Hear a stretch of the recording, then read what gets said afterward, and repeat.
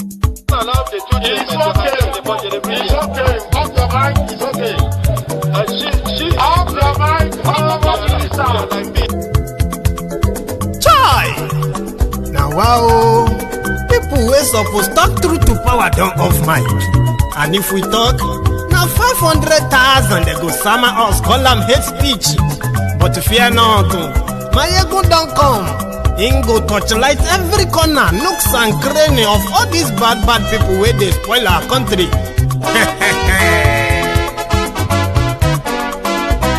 So my people make we laugh, oh, yo yo. Maiyegun don't come, oh yo yo. My people make we shout, oh yo yo. Maiyegun don't come, oh yo yo. Maiyegun don't come, man of the masses, oh yo yo. Maiyegun don't come, oh yo yo. Maiyegun diary politico, oh yo yo. Maiyegun don't come, oh yo yo. This one not the off in mind, oh yo yo. Maiyegun don't come, oh yo yo. Can in the touchlight every corner, oh yo yo. Maiyegun don't come, oh yo yo. Okay, some people be they holla say they want the power. Chai, them be promise us say we go get light and power. Nah. Them hustle sote they can't get the power. But now they know they do anything with the power. Every day, dollar just they get the higher power. Over naira, still them talk say make we off mind. But thank God say Maiyegun don't come. So my people make you laugh, oh yo yo. Maiyegun don't come, oh yo yo. My people make we shout, oh yo yo. Maiyegun don't come, oh yo yo. Maiyegun don't come, man of the masses, oh yo yo. Maiyegun don't come, oh yo yo. Maiyegun diary politico, oh yo yo. Maiyegun don't come, oh yo yo. This one not they off in mind, oh yo yo. Maiyegun don't come, oh yo yo. Person where they do evil, no one make person talk. Them say that Maiyegun, that man too they talk. He too they talk. Say Maiyegun diary, he they hot like pepper. But every day then they take money in bulk. Woman pikin they the street they hawk. Still them talk say make we no talk. But thank God say Maiyegun don't come. So my people make you laugh, oh yo yo. Maiyegun don't come, oh yo yo. My people make you shout, oh yo yo. Maiyegun don't come, oh yo yo. Maiyegun don't come, man of the masses, oh yo yo. Maiyegun don't come, oh yo yo.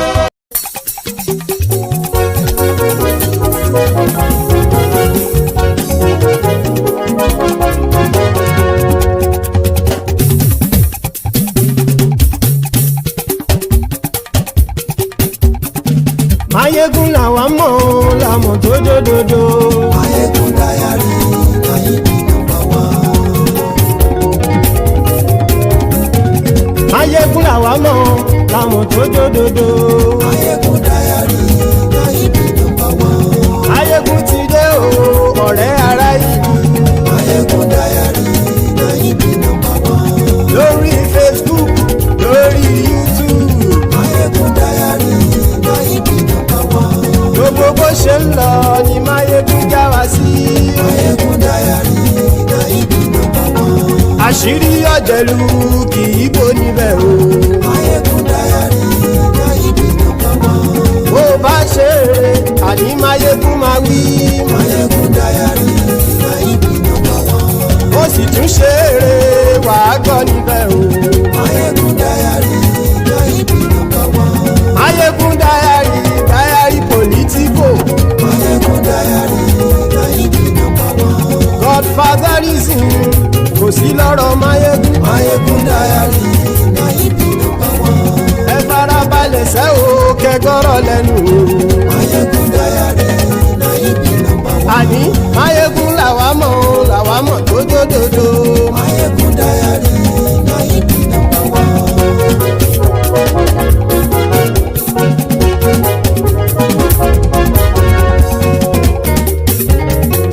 Àní ẹ̀sùn ràkì. Maiyegun ti dé. Maiyegun ti dé. Ọ̀jẹ̀lú ẹ̀sùn ràkì. Maiyegun ti dé. Àní ẹ̀sùn ràkì. Maiyegun ti dé. Lórí Facebook. Maiyegun ti dé.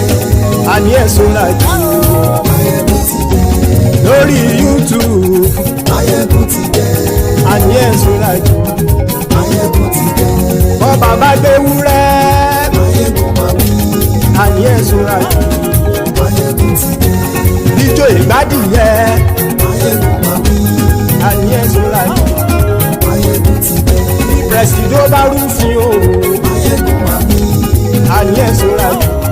Maiyegun.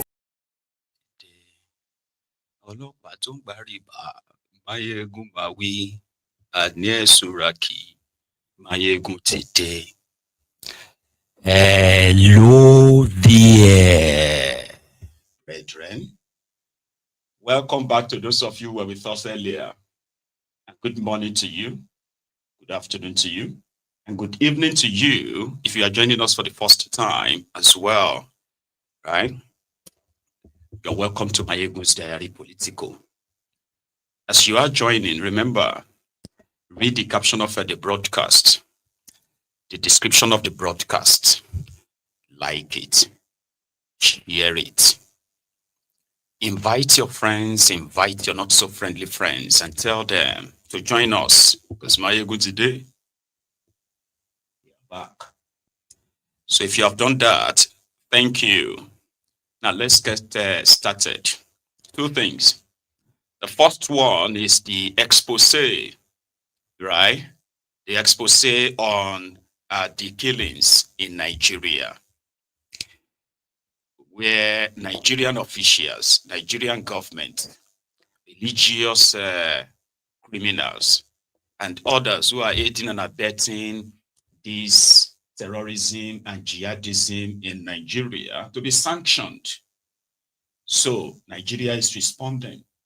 First, the Tinubu's gang, they went to town to debunk the Christian genocide in Nigeria. According to them, oh yeah, Christians are being killed, but they are also killing Muslims too. But the question they don't like to answer is that who are those killing them? Christians and Muslims in Nigeria, who are those killing them? The jihadists. So Nigeria's admittance that Muslims are also being killed by these terrorists in Nigeria is admittance of guilt, to admit that, yeah, there is a genocide, but there are so many genocide going on in Nigeria. So as a government, the next thing is probably going to be like, oh, this is a call for action. No, we need to do something. But no, that's not what Tinubu's gang did. They decided to activate their trolls on social media. As well as those ones they hired sellers for Tinubu, people like Bwala. So they went to town. They have been doing media tour while the National Assembly are also preparing to go meet the Americans in America to tell them that what they are acting on is wrong. Or maybe they are going to go to America and tell them that, you know what, you were wrong. Oh, it's not only the Christians that are being genocided in Nigeria, they are doing same to the Muslims. So which means Nigerians are being genocided by jihadists in Nigeria. So what are you going to ask the Americans to not do? That, hey, don't sanction us. You know, our problem is peculiar. There are so many reasons. So don't worry about us. Leave us alone, because I have no idea their trip to America. So in all of this, 2 days ago, that's Daniel Bwala, right? He was in France. In fact, last week he was in France. 2 days ago, he was also in France on this same subject. And as their modus operandi, their mode of operation, right, is to attack the messenger. The moment you kind of call them out, right, they will attack your personality. They attack everything about you and say, you know what, this person lacks the credibility to talk about this matter. But what happened to the real matter, right? No, it's not like that. It's just hearsay.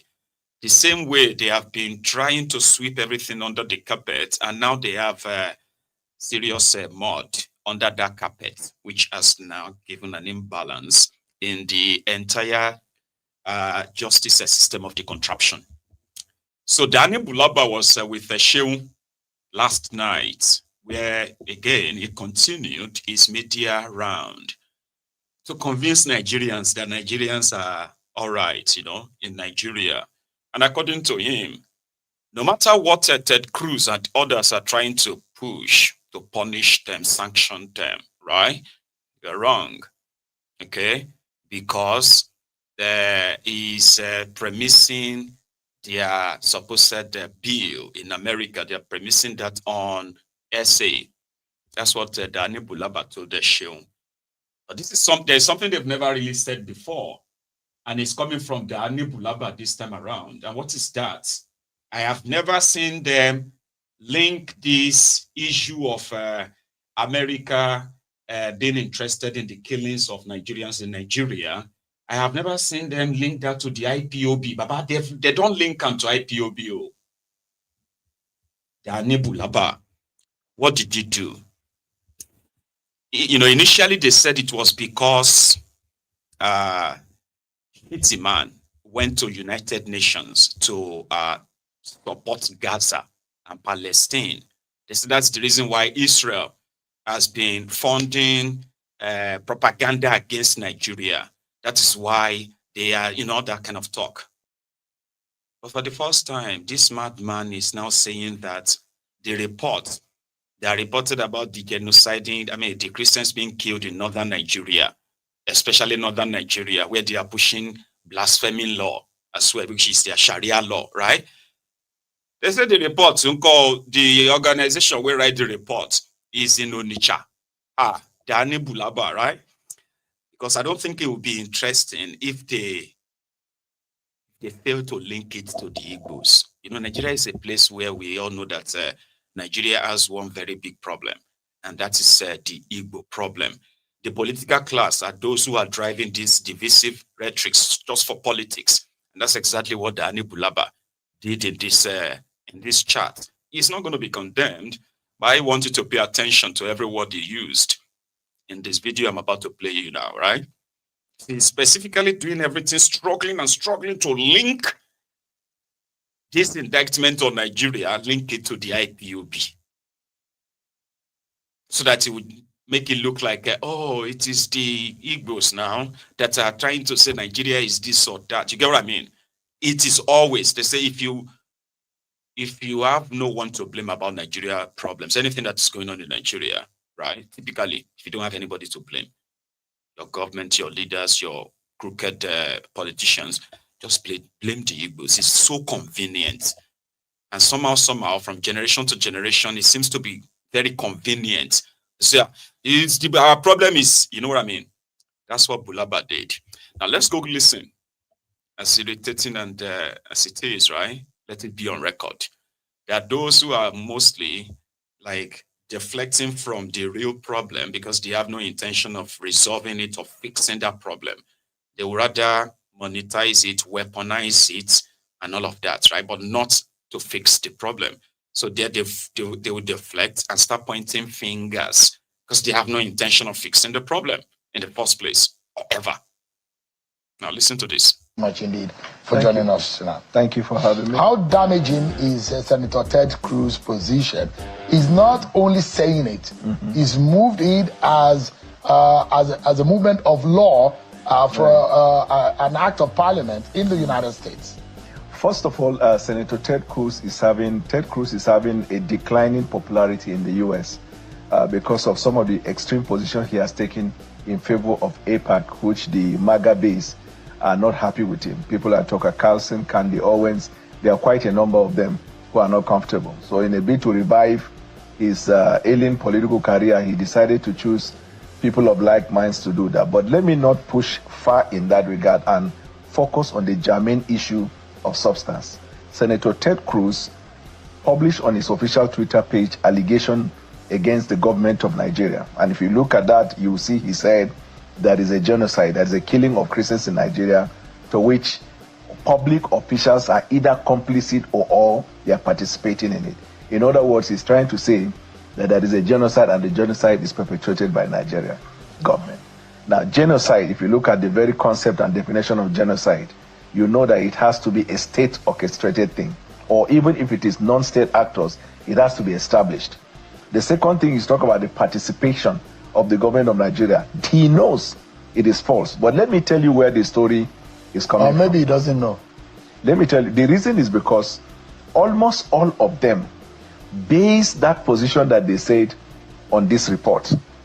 This report was written by Inter-Society Civil Liberty and Rule of Law. They call them International Society for Civil Liberties and Rule of Law. It is founded in Nigeria and it is somewhere in Onitsha. Most of the references they made were in this report. Now, if you look at this report, which was first published in August, and then they updated it last month, September, you will know that this is a pure case of agenda, and it has IPOB backing.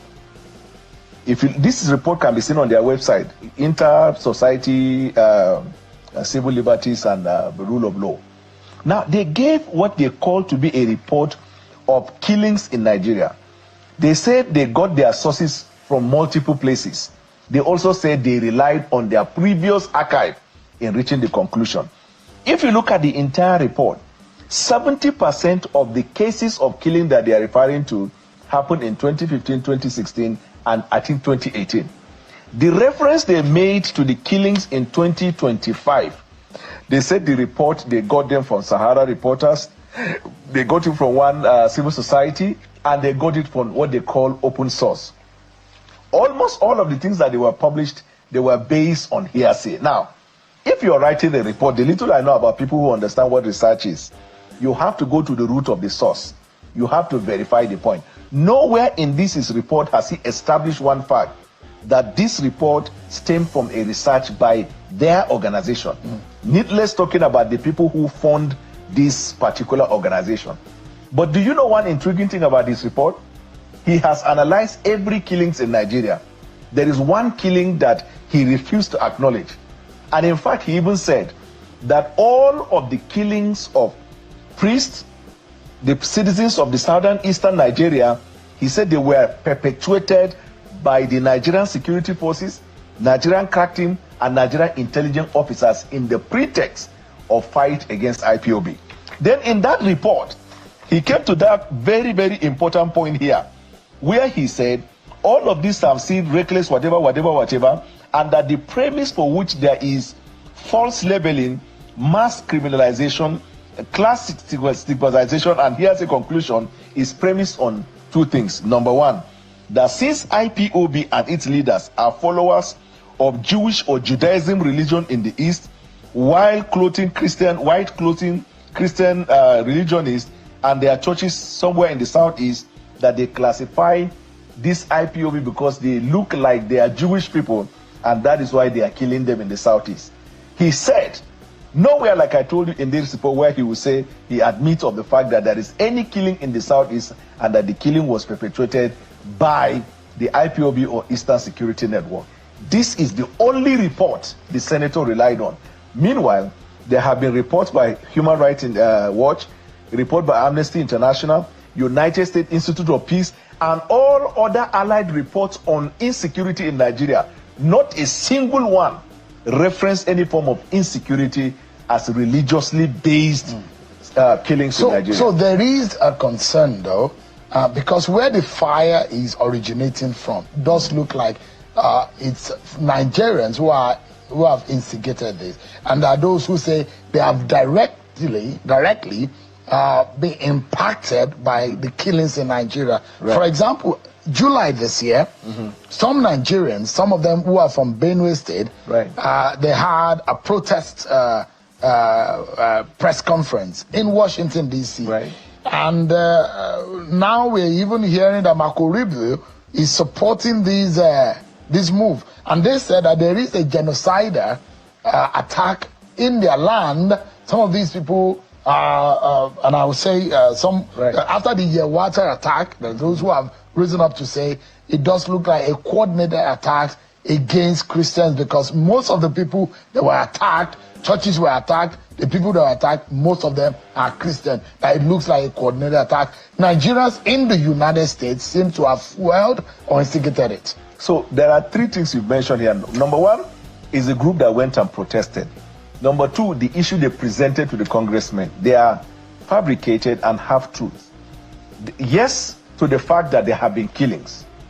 No to the fact that the killing is because they are Christians. You see, because anywhere a crime is committed, the tribe or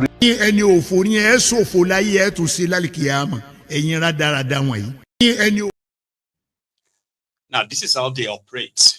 So those of you who are very much interested in the truth, not just their lies. When they started their propaganda of IPOB killing people, it was after they launched their Operation Python Dance, until an independent body actually investigates the atrocities committed by Nigeria. They sanctioned killings in the eastern part of Nigeria. The number of people killed, the number of those they arbitrarily rounded up and locked up without trial on the name, in the name of clamping down on the IPOB. It is only you, the dumbos in that contraption, and your supporters elsewhere that believes every of this their media orchestrated, pushed lies. The rest of the world knows better. Dani Bulaba spent about 6 minutes to try to link the report that is very much in the open, all the killings in the middle belt of Nigeria, right? The mass killings, the burning of churches, the killing of reverend fathers, pastors, and the rest of that are very much before the Congress of America for years now. And the really recent one, where one bishop or so led the delegation from Yewata and others, right? Led the delegation to the same American Congress to tell them, after submitting their plea for government's help, like, please help us, they are killing us in Nigeria, right? The man also read his own personal presentation on behalf of the victims of these killings. He's a bishop. Dani Bulaba blanked all of that out. And he started talking about a something liberty, civil liberty, Patterson organization that is based in Onitsha. Onitsha is in Anambra State. You know where that is going? It's Obi. Here you get. Because they have been telling themselves that, you know what? Yes, there are killings. But anyone that is trying to label the killings religious, they are our enemies. And you know what they are trying to do? They want to call America attention so that they can remove Tinubu in 2027, not to address the problems, not to address the killings. They are not interested. So they are spin masters. Let's go and spin it. Let us go and spin it. Let's go and change the narrative. Let us go and deflect it. Because they have no intention of actually ending the terrorism. No. The rest of the world sees what's going on in that contraption. Where the vulnerable communities that comes under the attacks of these terrorists are left for us, the mercy of these terrorists, until they are gone. And then the government will come and they will start arresting the young people that survives this attack from these communities because they don't want them to have a reprisal attack. Then the next thing they are talking about peace, peace this, peace that. So a government that says, oh yes, there are killings, because they are unbothered. Killings. You know what that means? And we are talking about hundreds and thousands of people losing their lives in the country. But those in governments are more concerned about what the rest of the world sees them as. Now they are struggling to make you, that is pretty much endangered in the contraption, to believe that some of your enemies from outside. Oh, it's not finished though. He went on to say, oh, there are external factors that are the typical thing that me and you will say, or somebody in government who was supposed to tell you that, listen, we have had our challenges, all right? But this is what we have done. This is what we have done when it comes to this issue of security and protecting the lives of the people. And you can at least attest to this, attest to... No. They have nothing to show you other than propaganda to make you believe that. Now, don't worry, since it never happened to you, maybe it is not even happening. Bulaba continued, as annoying as it is. The tribe or religion that is predominant in that place will be the most casual. You will see the most casualty there. In the same way you see in Zamfara, in Sokoto, in Katsina, in Kebbi, where these bandits have come and killed people, abduct people, majority of them are Muslims. So when you go to Benue and Plateau State, where predominantly they are Christians, when these things happen, the most of the casualty will be what? The Christian people. Could it be, sir? But let me tell you this one. Recently, there have been arrests of individuals that were fomenting crisis in Benue. Guess what? They were flown in the public media. Some of them are Christians. So some of the places, the crisis there, they ask their governors will tell them, because governors receive intel report. It is not because they are Christians. Either it is based on land grabbing, cattle rustling, cattle this, whatever it is, that is the component. That's why United States Institute of Peace never mention religion. So when you go to the United States and you push religion, that you are being persecuted before you are Christian, to me, is a mischaracterization of the real issue. What is the implication of Nigeria being designated as a country of particular concern? Well, if a country is designated as a country of particular concern, what happened is that that country is likely to come under sanction.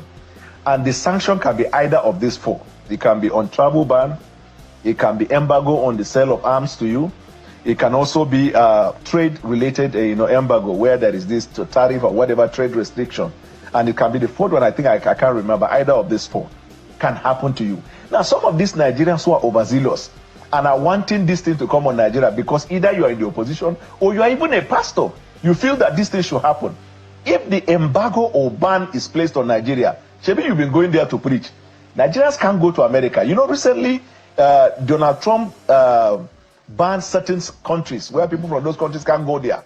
So you have to know, if you are somebody that travels abroad for what, it can be religious, it can be trade, it can be business. If a sanction is placed on you, that is likely going to affect. But there are those who will say the Tinubu government has to do a lot of work because these things are being instigated by Nigerians.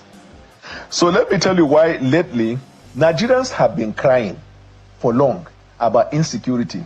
They've been pushing this issue of religion for a long time. But these guys in the West, that's why I say it's orchestrated agenda. These guys in the West never paid attention to it until an event happened at the United Nations. And 24 hours after that event, Bill Maher was the first to start talking. And he said that it's killing of Nigeria. If you're Western media, you are not talking about it. Shame on you. And I don't know why the Nigerian people are not in the street protesting. After he said that, two other podcasters said it. And then before you know, the senators who are APAC-backed senators and senators who have alien political career, those ones continue to say it and ask people to retreat. Now, this is how you will know that it is agenda.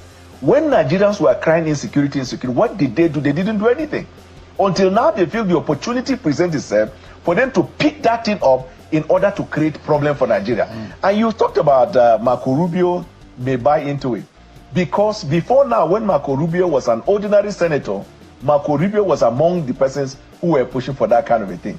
But we are committed in bringing out the falsehood. We admit there is insecurity in Nigeria and we're fighting it.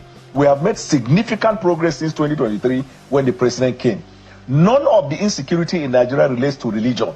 And we are making the progress that is required. How do we repair what has become a very concerning situation? So what we are doing first is to do a pushback on that. I just came back from France where I granted an interview with the French television. We are going to be in all the Western media to state the facts as they are. You know, there is no Christian genocide in Nigeria and we're fighting insecurity. Donald Trump has the highest confidence of Nigeria. In fact, Donald Trump, when he came in 2016, he committed to selling and started selling to us some of the ammunitions that the previous government didn't give us. He knows the importance of Nigeria and the strategic position that Nigeria plays in fighting against insecurity. All these things that these senators are doing, tending to push him to make official statement or take a position, will not work because this agenda is premised purely. But what are we doing locally?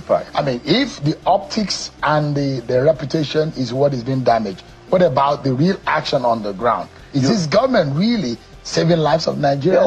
Are Nigerians safer today than their lives were before this government came into office? Nigerians were superlatively safer today than they were, because you know that before 2013, or 2023, there were prison breaks everywhere in Nigeria, even in Abuja here.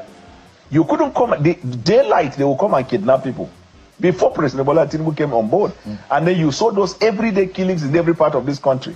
But after he became president, we have not had prison break. People are going about their businesses all across the country. We see skirmishes of insecurity every now and then, which is usual. If you look at the world crime record now, the crime that are committed on an average in a day in America is more than the ones committed in Nigeria. Right now, if you look at it. In England the other day, a Jewish community was attacked in Manchester. You would have thought they wouldn't have crisis. In America, Charles Kirk was talking in the daylight. They killed him. So some of this insecurity you will see there, but in a whole, this government is making all of the progress required. Daniel Bwala.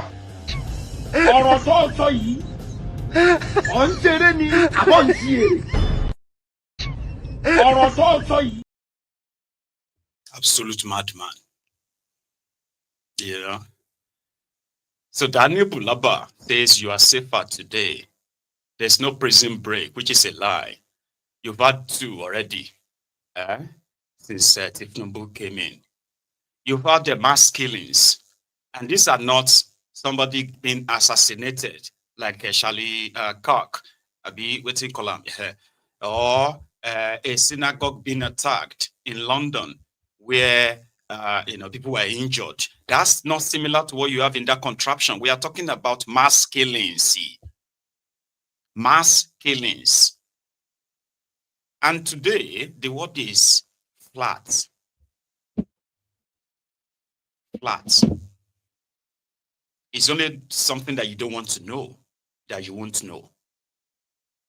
You get what I mean now? These days, it is now more or less like ignorance is by choice. And the rest of the world lives on information. Information like this. Hotspots in the world. What is the role of their government? Is gaslighting us. If they place an embargo on Nigeria, Nigeria will have will suffer. You Nigerians that goes to America, if you allow them to place embargo on Nigeria, you won't be able to go to America. In a lie. You have weapons that you spend trillions of naira on. Some of them also being given to you for free. But what do you do with them? You ended up playing defense for ragtag terrorists. Sometimes you even allow them to go in and steal these weapons to even kill your soldiers. The world sees all of this. So what's the use? What's the usefulness of an embargo that is not placed on Nigeria? Now, if placing embargo on you criminals will get you to actually really get serious, protect the lives of everyone, go after the terrorists and stop having peace meeting with terrorists. Maybe if the sanction will help you do that, so be it. What is the benefit of a non-embargoed Nigeria? Where terrorists are having open peace meeting. In Katsina yesterday, 5 local government areas simultaneously had what they call the peace meeting. In one location, peace meeting with terrorists. In one location, if you see the massive army, Baba, the terrorism industry in Nigeria is growing. Gone were the days when you used to have Alhaji Shekau as the topmost #1 terrorist leader for the Boko Haram at the time, remember? Then the moment the ISWAP guys killed Alhaji Shekau and they, divided this kind of like a company, Boko Haram, right? While others went to go and join ISIS, Islamic State. Then you have the Lakurawa, who is also linked to the Islamic State. Then you have the Fulani terrorists, who are also linked to all these Sahel terrorists. All of them unleashed on Nigeria, especially in the last 10 years. The world sees all of this. So you can't protect Nigerians. You just want them to get used to being killed. One single location. When I edited, stretched the video, right, I had to kind of like ended up cutting half of the army down, because right now the Fulani terrorists, you have more than 50 groups with their own army, all of them scattered all over Nigeria, and they operate the same way on the bikes. with their weapons. And when you see them in their hundreds, you'll be asking yourself, if the Nigerian government is actually really dealing with these terrorists, how come they are getting more recruits? Why won't they get more recruits? Where state government is buying security from terrorists, where federal government is funding terrorists by buying peace in the areas they could control, where terrorists now have places called ungoverned areas in Nigeria. Do you think the rest of the world needs to be told? They are killing Christians, they are killing Muslims. Who are those killing them? And what are you doing with them? They are making peace with them.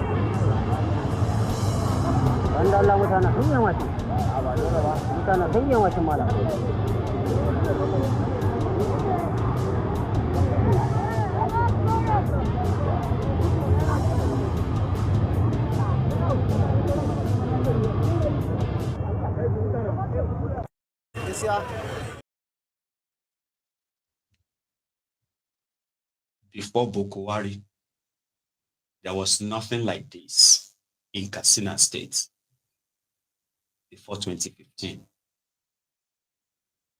When Boko Haram and APC, Egbekegbe, came in, and the Fulani terrorists gained notoriety, they went as far as kidnapping Boko Haram's in-law, who happened to be the head of the Daura community. They killed his wife, or one of his wives, and they had to pay ransom before he was released. This was when Boko Haram was in government. By the time Boko Haram finished, right, if they are asking about Boko Haram's legacy, that is Boko Haram's legacy for Nigeria. His own state became overrun with terrorists. Fulani terrorists. To the point that they are holding the states, not just the states, so more than 12 other states to ransom like this, where their state governors, most of them Sharia governors, are rooting for these guys by making sure that the military doesn't come around and just bomb or kill them. They called it non-kinetic. They will package money and give it to them for peace. So what you witnessed there involved the government officials, security agents, and all of them. They were all there to witness a peace deal. The terrorists comes with their guns, and they left with their weapons as well. APC, logic or definition of we are sorting this, we are fixing the problem. So you that is witnessing all of this, and with what you just see, the Ronukus made, this one was was yesterday. Yesterday. Ronukus will tell you that now old video, now new video, now before that, others will say for peace to reign, since the government cannot do everything, so they have to make peace with these terrorists. But I've read ridiculous take. And the same set of people witnesses this peace they are making. As they are doing peace deal, other terrorists are killing elsewhere. They are kidnapping people elsewhere and making ridiculous demand as ransom. And police will advise you to go and pay the ransom. Pay them all. Pay you. But in public, they say, no, don't pay ransom to terrorists. But state government, they pay ransom to terrorists in Nigeria. There is no intention of actually really crushing them or bending them, like somebody with a plan. No one, no, not even the opposition, have come up with a plan and say, you know what? Here is my plan. If I become your president, how I am going to eliminate this terrorist. You get what I mean? Like, oh, okay, for example, let's say me, I'll be your president, so that I don't go say, I know they give solution, not just to criticize, right? Now, you will tell me if what I'm about to say is practical or it is just imagination that won't finish me. President of a country, not Maiyegun. Let's assume say Maiyegun is your president now. Well, how are you going to end terrorism in Nigeria, Maiyegun? Very simple. Because if I become your president, right, I won't just be Maiyegun anymore. I will have access to every resource and all the resources, all the intels, all the information that I need. So, considering that I will have access to that, right? Here is my plan. You have all the areas where these terrorists have already gained ground and their governors are rooting for them. So I will have a chance to know those who are using their positions to block every effort in crushing these terrorists. So they will be my first go-to. You know, when you begin to read the news that these powerful people, that powerful one, the other powerful person, they've been arrested. And they're not just being arrested, because immediately that you look for that particular part of your laws that you can use to quickly put them away. With your evidence, I mean, not like the one they are doing right now. These are sponsors of terrorism, whether they are funding them or using their positions in government to shield them. Whatever it is that, even if it's just one thing like this you did 4 years ago that you are no longer doing it, you have changed your mind, you will pay.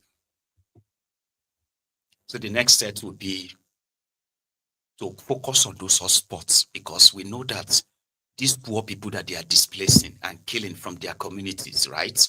It's not because they wanted money or anything from them. It's not because they valued their land that much. Most of them are being chased away because of what they've discovered under their lands.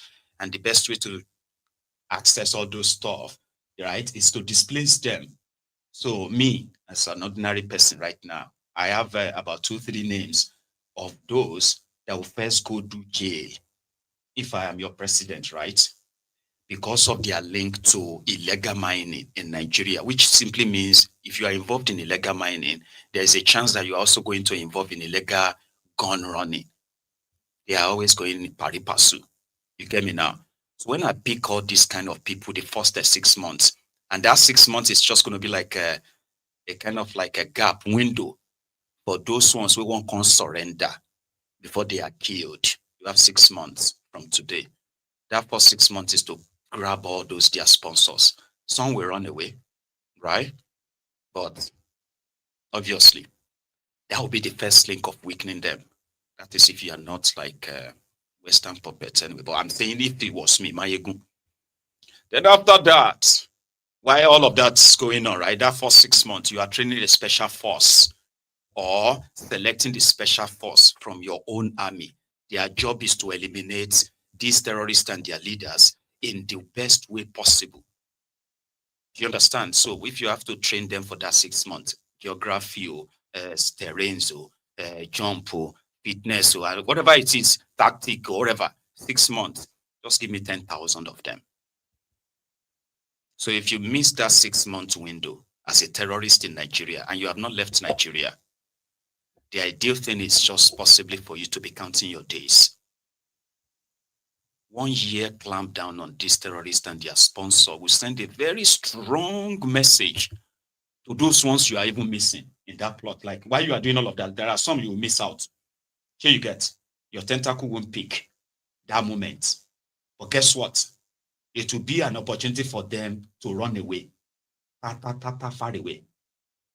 So if they pick your biggest chief imam, that is a terrorist sympathizer in Jos, or they will go straight to Borno and we see those ones who are also preaching this Sharia nonsense. Like you actually clamp down on them. And they see them sent to jail and others sentenced to death. And this sentence to death means once the whole legal process is concluded, bring it to my table, I'll sign it. So we just use that to celebrate another Independence Day. So if you are like, okay, you don't even have to see all the gory pictures. Just get to know that yesterday, at 00.01 hour this morning on the 1st of October, the government has executed 3,600 terrorists convicted for all their roles in the terrorism in the country in the last 10 years. So 3,670 of them have been executed. We have other 13,000 awaiting execution. But that cost probably 3,600 in October 1st. Now got to wait till they happen after Mr. President, New Year. So will be another 5,000 because I pound down. So when you do that like that, they will give you names and all of that, right? But I trust me, they will move straight to other countries like Nigeria, no pure again. It's as simple as that. If you don't have the political will, it's because you have already been compromised as a president. Nobody should love this country more than the person that becomes the president of the country. No external interest should influence you to allow your people to be killed needlessly while you pretend that you are so powerless, right? And then when people raise alarm on that, you say, oh, they are targeting you. They want your country to pump. Papa, people are dying in their thousands. All you could do is to tell them that you are negotiating with terrorists and the problem will be resolved. How? As how now? Now you tell me, do you think my own solution is not practical? Do you think it's not practical? Say, Maiyegun is not easy like that. President of the country with your Minister of Justice and you got the Chief Justice of the country. You say, you know what? I need legal advice. This is my plan. This is how I want to do it. And I want you to figure it out how all of this will be done legally. My plan is that I want to clamp down on these terrorists. And I want to kill every one of them. If I say that to my Minister of Justice, Attorney General, the Chief Justice of the country, and then the Chief of Staff, Chief of Defense Staff, Chief of Army Staff, Chief of Naval Staff, Head of DSS, Head of NIA, all of them I say, this is my plan. How can I do it legally? That everything that we're going to do will be done according to the law. This our law, they will figure it out for me, quick. Maybe they will create a special court, special court for anti-terrorism court that will last for just 30 days. Once you are caught alive, you will prefer you are killed in battle as a terrorist. Do you get what I mean? Like you would prefer that the military have killed you than for you to be captured alive. So, or anything that makes you a compromised leader is because if they have compromise on you, those who are externally funding this terrorism, which they have been blamed, and those of you who are internal, who are aware, you are aware of these external forces sponsoring this terrorism and people are dying, but you can't really do anything because you don't want to lose power, and you can't act on it because they have compromise on you. All you have to do is to manage it. Just manage it. Pretend that you are managing it. They are not loyal to Nigeria, right? And it's so much like the terrorists have a very much hold on them. And you, just a collateral damage at the end of the day. And that is why the president that is releasing terrorists, the president that is releasing drug dealers, and at the same time going to Rome for counter-terrorism security meeting, is either a mad president or a mad president. It can't be a normal president, right? So the push for the release of Mazi Nnamdi Kanu is actually gaining momentum. And for your information, it is going to happen in 7 days' time, which means 7 days' time.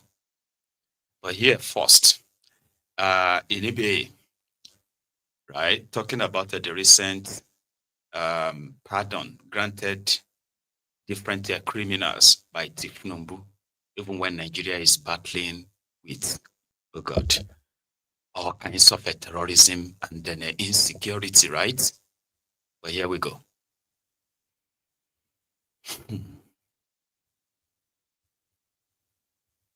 Part of why we are discussing this river state is like there's absence of common sense on the corridors of power. History and the criminal record of the person that is pardoned. The person becomes basically a new person, and there is no longer reference to the criminal liability of the person. Now, the current pardon that the president has issued for about 175 individuals is one that expectedly has triggered very interesting national conversation.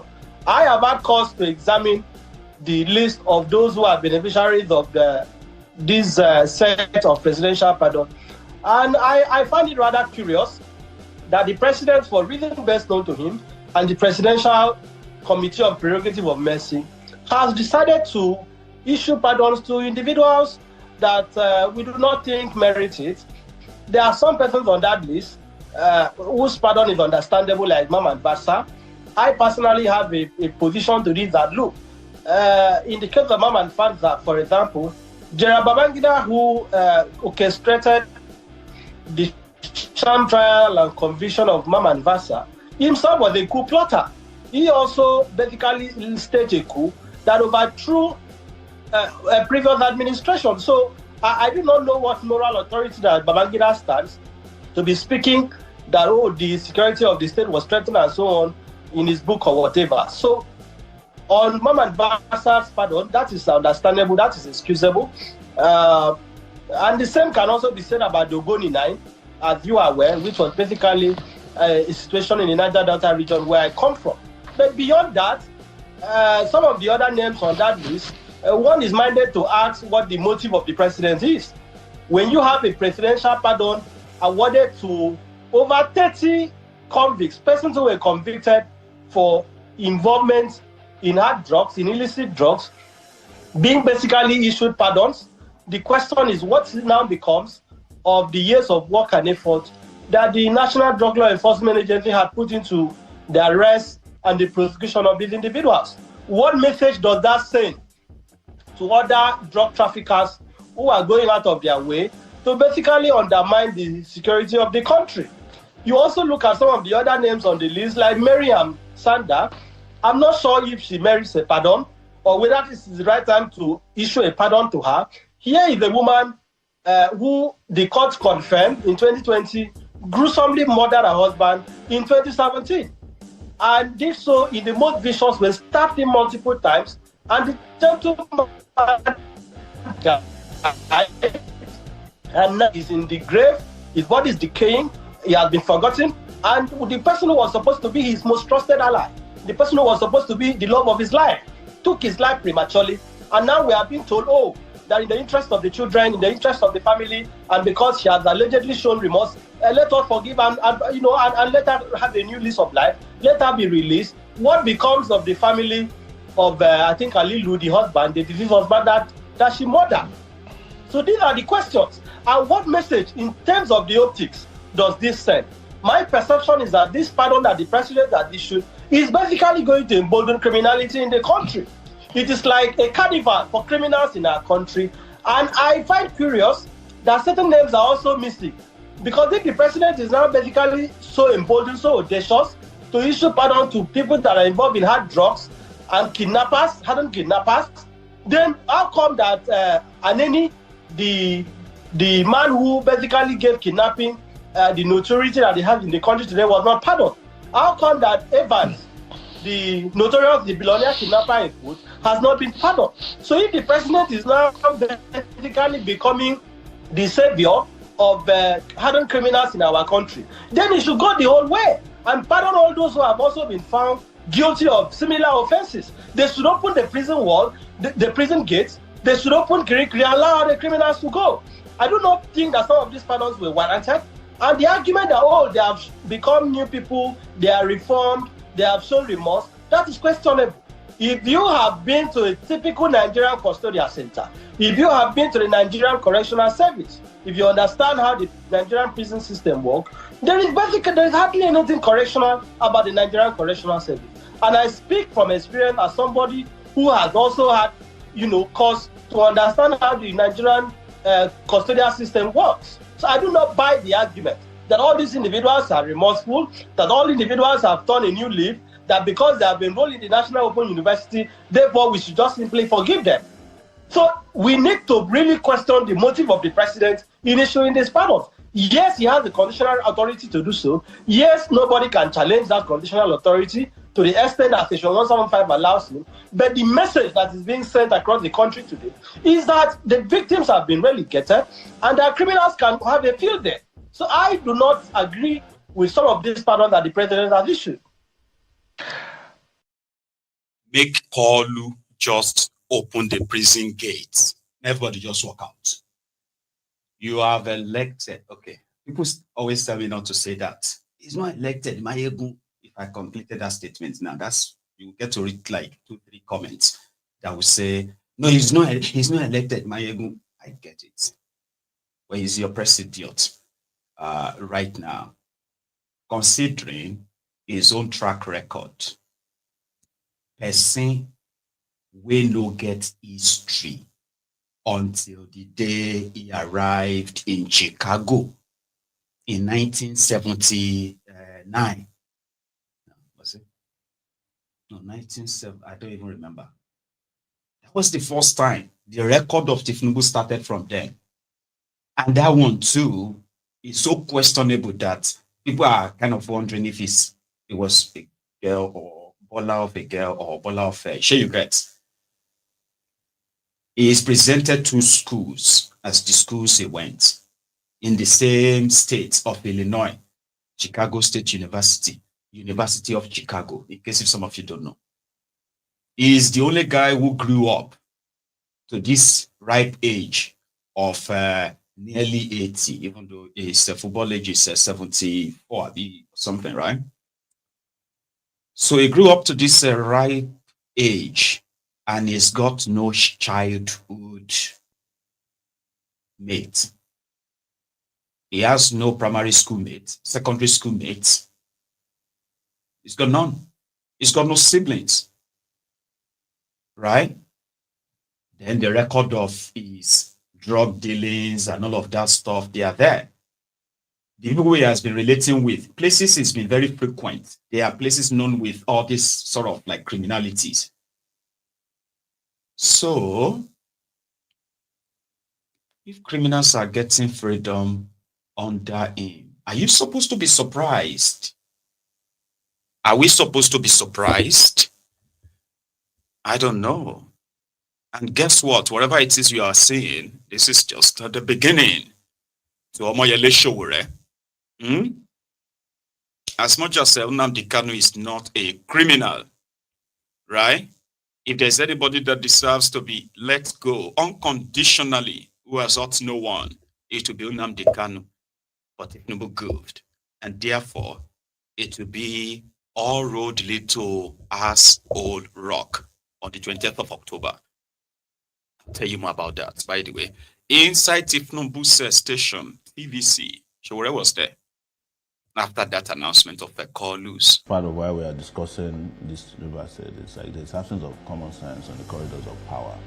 I think because there are just too many sycophants in Nigeria. The Kanu situation didn't need to last one day longer than the day Buhari left. Kanu was Buhari's personal prisoner because those people, the Buharis of this world, believe that Nigeria is a real estate that must be held together, it must be united. But you would think that people who claim they have broad minds about what Nigeria is, the diversity of Nigeria, the crisis. Is the first person they would have done. The first person they would have let go is Nnamdi Kanu, because didn't we let go Sunday Igboho? Have we burned down Yoruba land? Before Buhari left, I was one of the people fighting for Ezaki. The arguments by those who were opposed to Israelis was that if he come, he will burn down Kaduna. Ezaki has been out of jail now for how long? He doesn't even have time for Nigeria. He has become an international ambassador for Nigeria. He goes to Lebanon, Iran. I've seen him in Iraq. He has not had time to even rebuild his area base.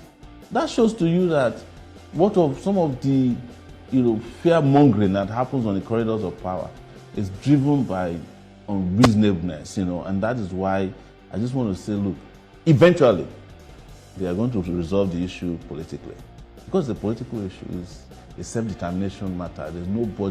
There's no court of law that can resolve Kanu's matter. Even if he's found guilty by their own standards, it's still going to be he's a political prisoner forever. Some people have also said that there are also some interests, political interests, even from his region, who do not want him to be free. We know that because I was earlier in, I think 2023, I was part of some conversation to release him. And what came straight was from Imo State, that he can't be released before the election in Imo State, that he will affect them. And after that, everybody kept coming and said, don't release him, and here we are. All right, we have to go. Well, they also go to the public to say, oh, we are working on how to get him out. We are discussing with the right authority, but behind the scene, they are doing everything to keep him there. It doesn't make any sense. If you want to try him for anything, by now, you should have. Even those of you who wanted him to be killed or jailed or anything, at some point you should ask yourself, is this the right way, if it is not just the Nigerian way, where people will say, I will lock you up and throw the keys away. And the person who is saying that is not a judge, is not a police officer, is just somebody who has power and believes that he's got that power over you. It is that kind of a country.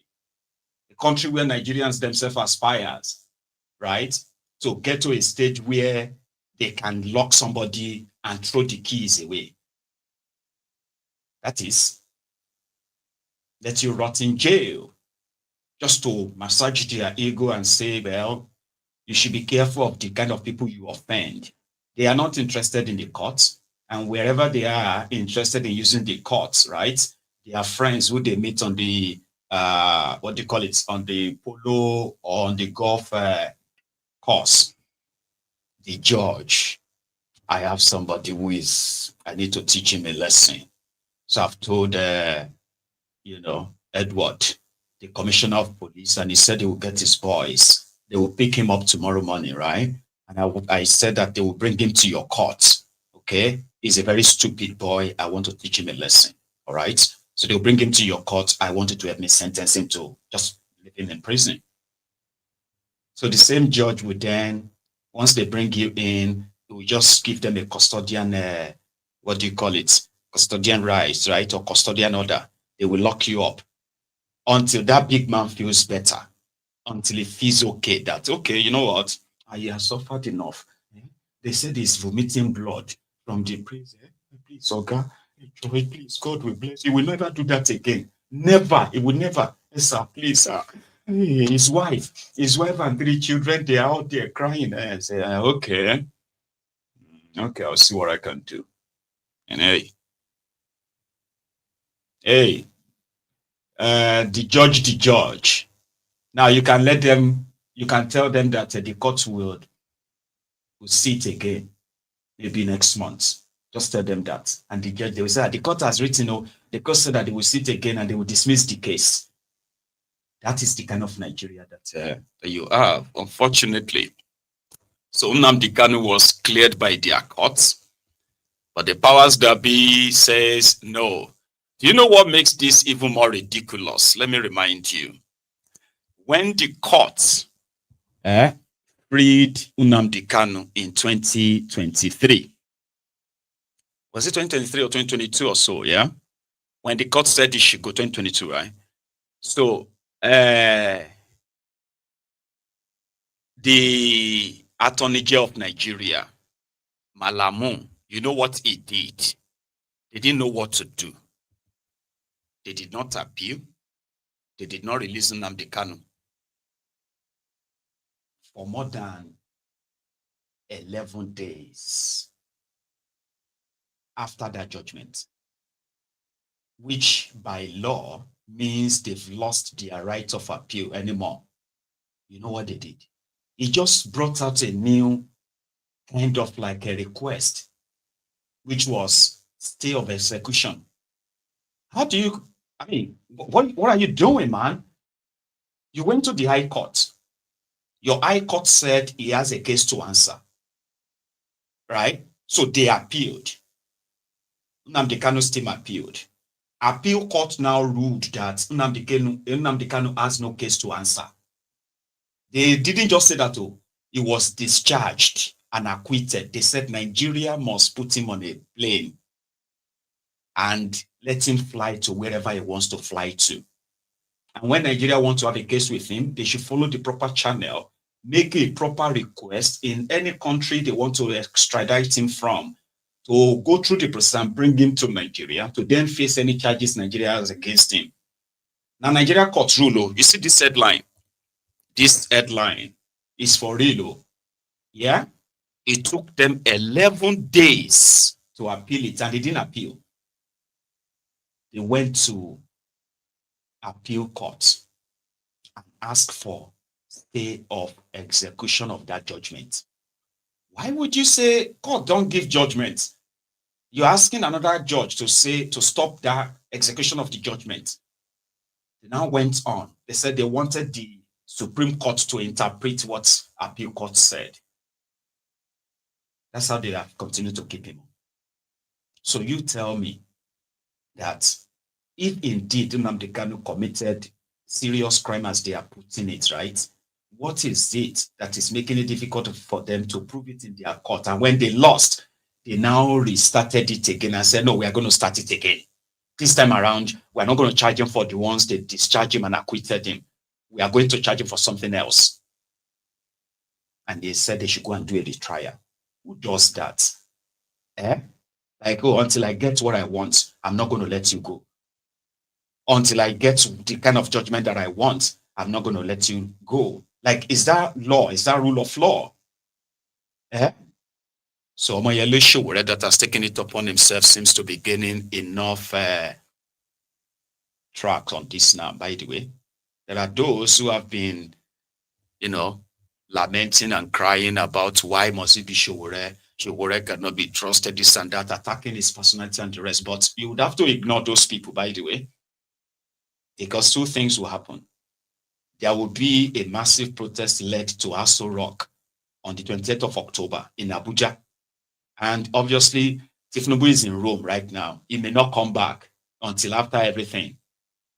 And if he comes back, he will probably be smuggled out of Abuja. Or, this other thing that will happen is that they will arrest Omoyele Sowore and they will start looking for the known faces and what have you that they can see that are behind this free Nnamdi Kanu now unconditionally protest.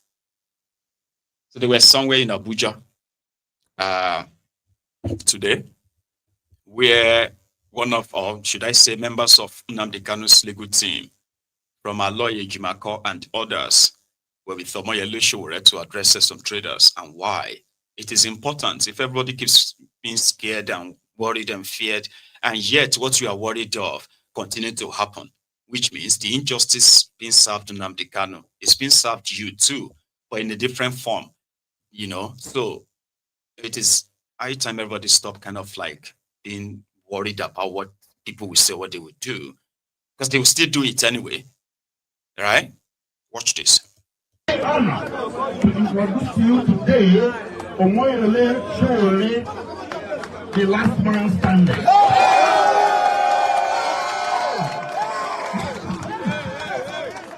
The brain behind MNK October 20.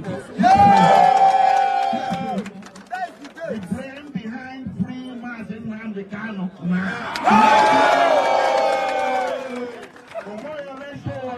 He's a very courageous man, very courageous, very gutsy. Yes, he's a man of strength and conviction. Yes, and he's someone that is well known here to everybody and is a friend of all. Yes. Like Maiyegun General, he stands for the downtrodden. Holy, holy, he stands for holy, holy, holy, he's another savior. Holy, holy, holy, holy, holy.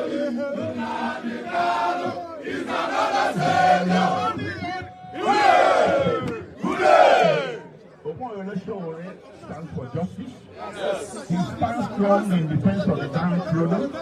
As far as we are concerned, right now, Maiyegun General is a downtrodden because he's being detained illegally, he's being persecuted in a very questionable way, and at this juncture, having said all that, I'm going to hand over the microphone to the man of the moment. Ladies and gentlemen, please, Maazị Ichie Igwe Sowore Omoyele.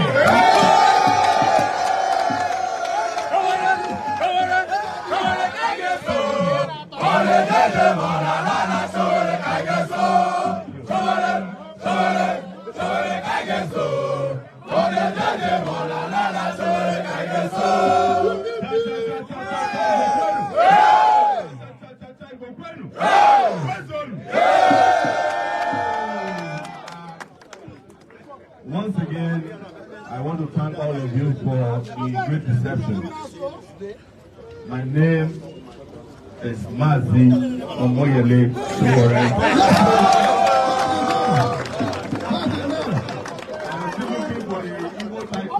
I will take. Okay. Yes. Our job here today is very simple. We have tolerated the detention of Nnamdi Kanu for too long. We are not going to stand. Please.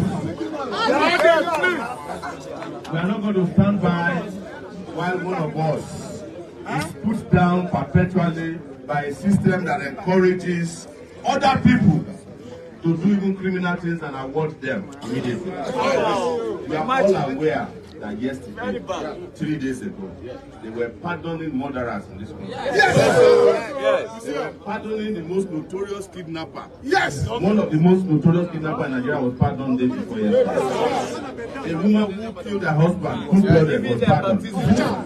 Over 53 drug lords who are serving life in detention were pardoned, or their sentences reduced. Let me make it very clear. We are not asking for pardon for Nnamdi Kanu.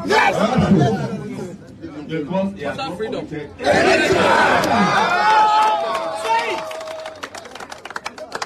Because I want to be very clear about that. That the conversation, the context of our conversation has nothing to do with pardon. No. We are asking the Nigerian government led by Bwala Tinubu to do the right thing. Yes. By granting Nnamdi Kanu total unconditional freedom. Not a single condition can be attached to it. Yes. It does not include even providing a surety anymore. Yes. It does not include visiting police station every Monday. It does not include come back and answer some other charges anymore. No. The reason I'm doing this is not politics. No. Thank you, my brother. You guys know that. God bless you. If I want to do politics, I want to join one of the bad parties. I am doing this because my conscience tells me it's the right thing to do. God bless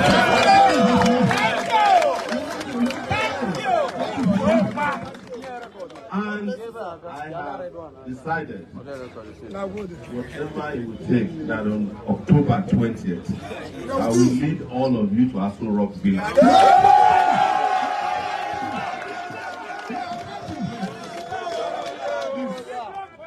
We are here in this market today, but we are calling on all markets across Nigeria and the world of people of conscience to close down for one day. It's not too much to ask for. Whether you are in Lagos, 1 week in closer. We have been closing markets every Monday anyway. Yes. We need one more Monday. Yes.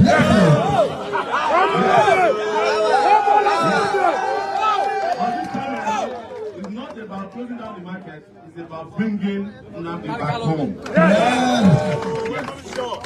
And we are not doing this because we are Igbo, Yoruba, or Hausa. We are doing it because we are the good people of the world, not even Nigerians. Yes. And this is what is done world over. In my books, I have said it, Nnamdi Kanu is the Mandela of his own people. You can keep him in detention for as long as you want. But you can never destroy the spirit of what he stands for. Thank you very much. Which is the liberation of his own people. Yes. I stand for the same thing, the liberation. Omoyele Sowore. Now, I want you to keep paying attention to what is about to unfold. Tinubu and his gang, they are treading on a very, very rocky path, and also explosive too, because they have become more or less like a complacent, relaxed. Mentally, they believe that they have captured Nigerians, and Nigerians have continued to show, right, that they are scared of congregating. And you won't really blame them. The shock of October 2020, 5 years ago, the trauma, there are those who are still living with the trauma till today, as ardent as your own heart must have been.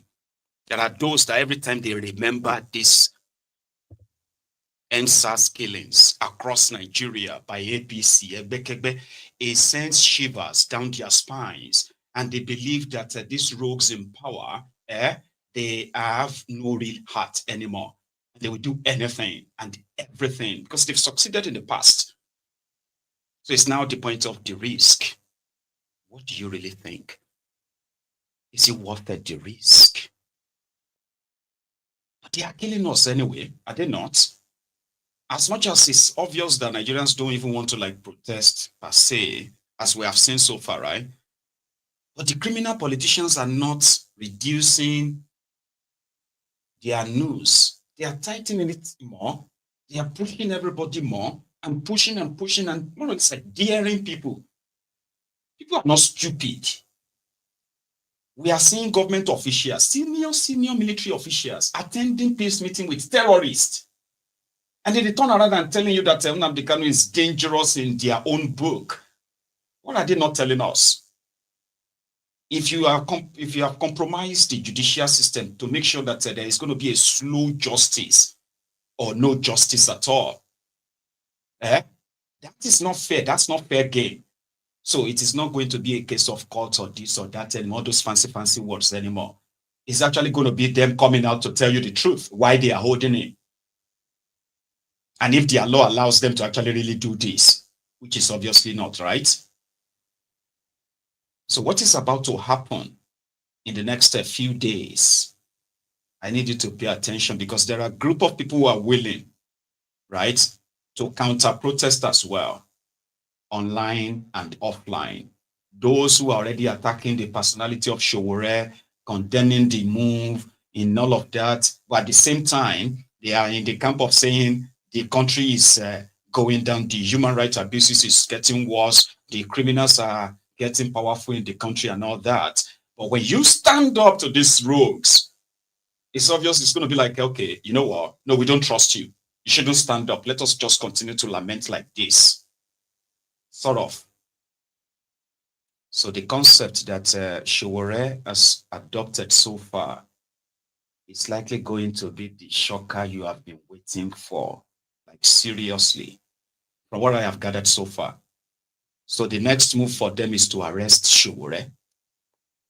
Okay, to try to what is expected to happen. But in the process, they missed that. You would expect from the 19th of October, the militarization of Abuja. So that's why I said the dramas that will play out in the coming days, the explosion of it, so to say, will be determined and decided by Tinubu and how they will handle it. You need to hear more. Let's go back to that place. For the same thing, the liberation of humanity. Yes. And I get, as you guys know, I get into prison every day. But I told them that there's no prison that can contain us. Even as I'm speaking now, I can guarantee you that even before the 20th, they can arrest me. Nobody will. Wasting your time. Because if you arrest me and put me in any court, I will leave even those people who are in detention together to ask On that day, on that 20th, every jail was open in this country. All the innocent persons who have been suffering in this detention for just reasons. Because they don't really know the Kanu. There are a lot of Igbos. Because it's a crime to be Igbo in this country. I don't like in a place they call Wawa Barracks. They have kept people there. Hundreds of Igbos. But just if your neighbor accuses you of being Igbo, they will carry you and go and deposit you where you can never be found. They don't even ask whether you are a member or not. But how is it even a crime to be a member of an organization that is seeking liberation for themselves? It's only in Nigeria and some banana republics that you get that. Thank you.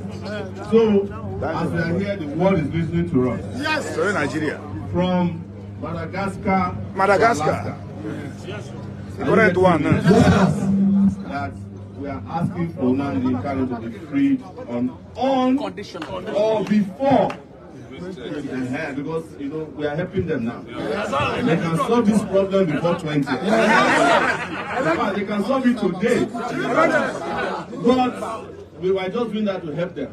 On or before 20th, we are bringing him home not later than 20. Thank you, sir.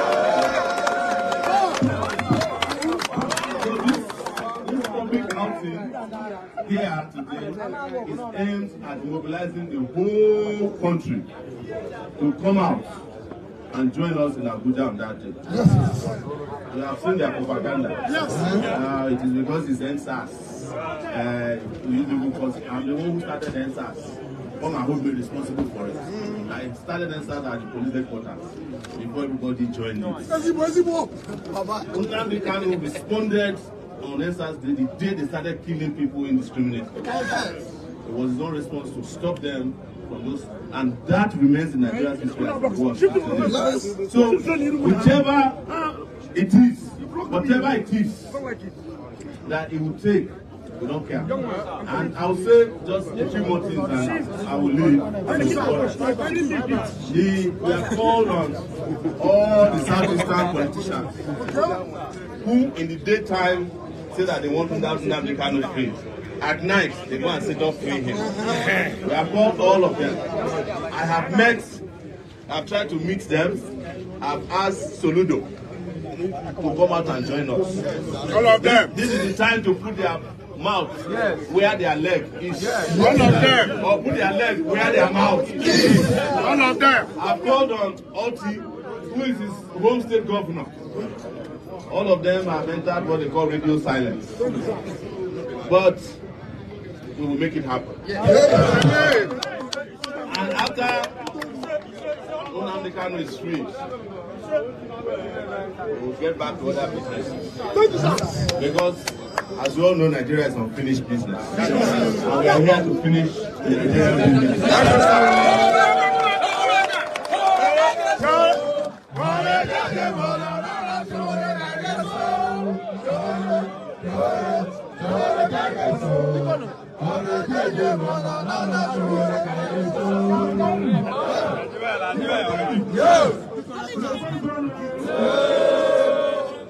Please, I just want to give you the way they operate.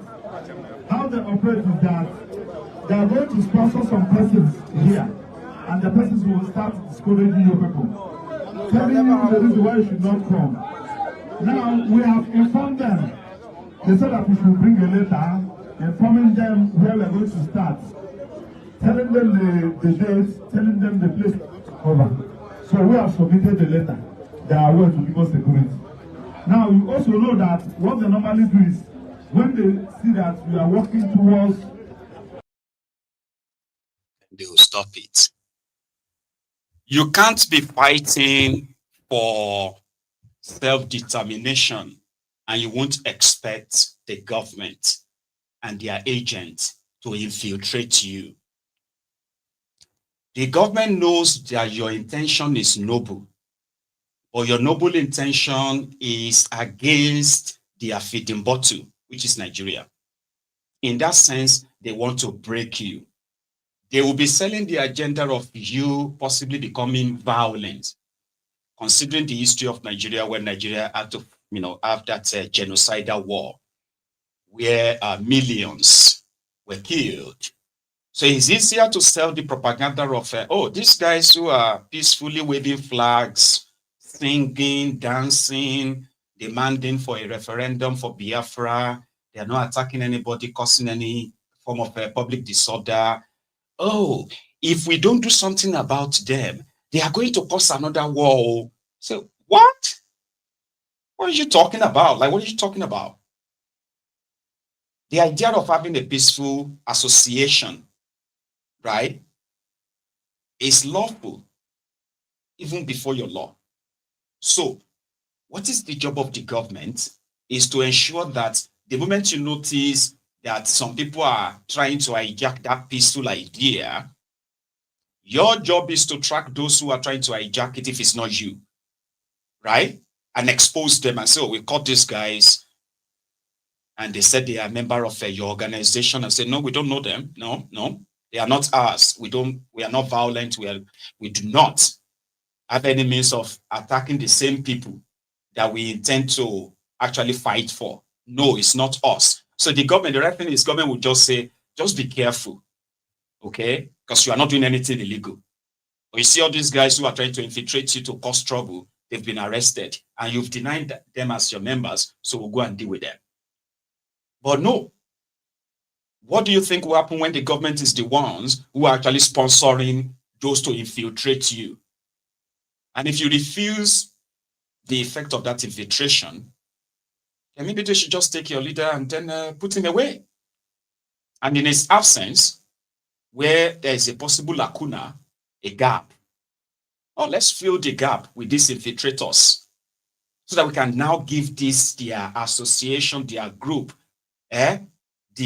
our own sort of identity, which is the identity we have to sell to everybody and say, see, we told you, they will be dangerous. Look at what they are doing right now. We are powerless, so we don't even know. We are doing our best to stop all these ones who are causing all this trouble, making all of, you know what I mean? Like, we are doing our best. It's just that they have become terrorists to drive the narrative of why this peaceful gathering is actually not a threat to Nigeria, but a threat to those who are feeding off Nigeria.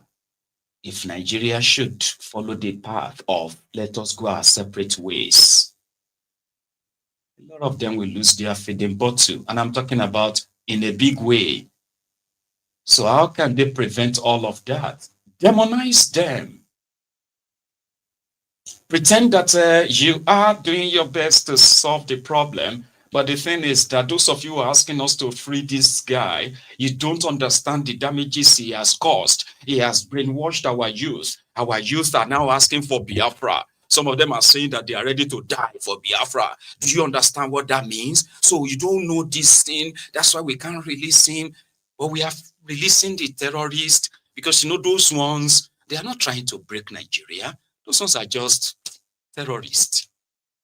You know? So what are you even like saying? Does that even make any sense to any sensible person to say, well, yeah, forget about that one? What do you mean forget about that one? Everything matters right now. You can't cherry pick and say, hey, forget that one. Let's talk about this one. I say, what are you talking about? Forget about what? A Nigerian way. It is cooking. Let that guy finish. When they see that we are working towards positive way of getting Nnamdi Kanu, they will sponsor some persons. I don't say in the social media and physically to discourage you. Please don't allow anybody to discourage you. Now, who are from the high person in Obodo also in the line. I proud. I don't want to have a before. No. So when the district then all one living on Lagos, you have to do mobilize Wadia. All one living on the child, you don't mobilize Wadia. Yes!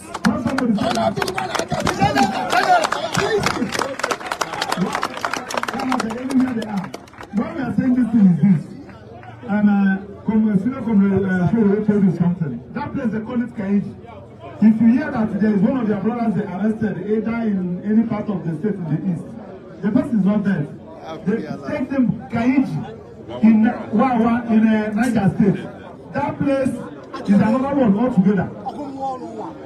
The worst of it is that when we go to court, file action in court, get judgments, they will not obey because my dear brother, the time to fight it is now. Now. Are you hearing what I'm saying? Yes. Now. Yes. Is Nnamdi Kanu today? Maybe another person tomorrow. Yes. I can tell you, I can comfortably tell about 20 persons. I have filed their matter. They are still there. If you go there, see how your own brothers, not in absolute, they don't, husband and wife, please, let us make it a reality. Thank and God bless you. Time.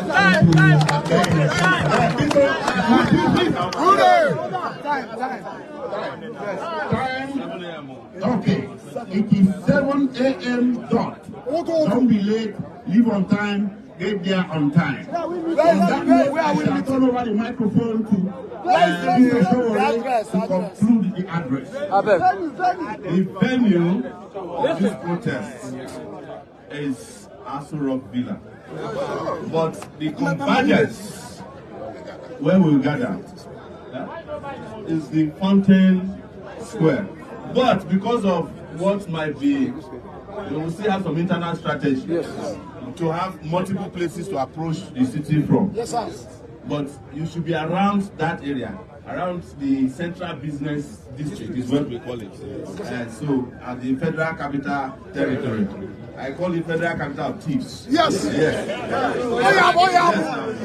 But 7 a.m. please. We are also asking if you have any of your brothers who want to travel to come, please provide them accommodation. No problem. Can stay with you. Or anybody needs transportation.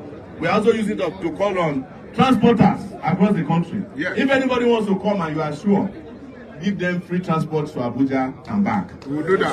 And we want to make it clear, it is a peaceful protest.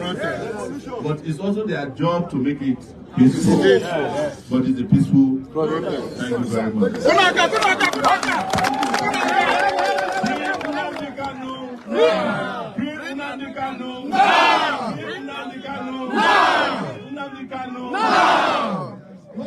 Oh, please. We also will let you know that we are going to protest at that Wawa Barracks prison. Wawa Barracks prison is very close to Makinde Dam in Niger State. Everywhere an innocent person is detained unlawfully, illegally, and unjustly, Because there are some detentions that they claim are legal. Yes. Yeah, but they are unlawful. Yes, sir. I am not a lawyer. My lawyers know. Yes. But a detention can be legal, even lawful, but unjust. Yes. I am on the side of the unjust part of any form of contribution of we'll be leaving now because they are waiting us at Kugo Furniture. Okay. So we want to go there and address them as well.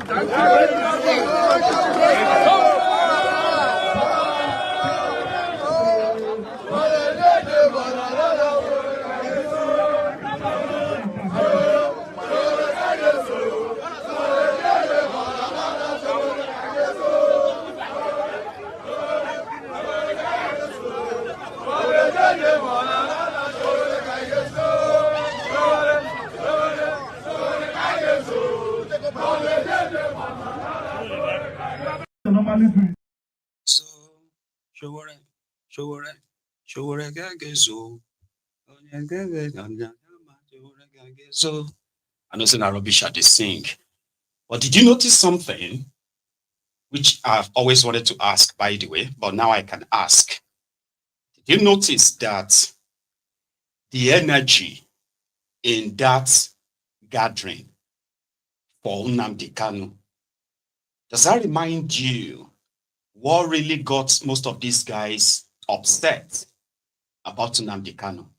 I'm talking about the criminals, political class, who understands that this issue of Biafra talk, marginalization, this and that, is purely political. So keeping Nnamdi Kanu is obviously just political as well. A prisoner of conscience, the one they believe that they have, turned to a devil in the eyes of some by accusing him of the crimes that is not by any means, involved. But you see the energy that when people have the chance to talk about Nnamdi Kanu and their passion for Biafra, the Igbos generally, they will completely demystify or rubbishes some of this propaganda idea of, Nnamdi Kanu is not popular anymore. Nnamdi Kanu can't control them and he can't talk to people anymore. You have no idea. Now, this might sound like, oh yeah, they are going to put a target on the back of the Igbos. When have they ever removed the target on the back of the Igbos? Is that not what is fueling the support for this realization of the Biafra itself? While the people, as much as they have been so traumatized or brutalized or bullied to silence, in order not to openly express their, their joy, their wish of leaving this contraption at any given opportunity. So the silence of these people is considered as, oh, Nnamdi Kanu is not this or that, but you are about to witness a shock. And it is a shock that somehow is good that you are witnessing it unfold. Because there are some of you who believes that it's not going to happen. Because why? It's not because people won't turn up. It is because you believe that the criminal APC will use every means to go after the people. For example, they may decide that they should start demolishing markets in Abuja now. Remember, we're a weekend. They may decide to say, okay, you know what? All of you that did it, that shut your, locked your shop on so day, you know what I mean now? We are shutting you down. We are increasing this so money, rent land, and anything. And those they are going to call personally. You are going to see a lot of things unfold in the coming days. But one thing you should never do is to join the bandwagon that believes that this is a distraction. Distraction from what? On the 20th of, why did they choose October 20?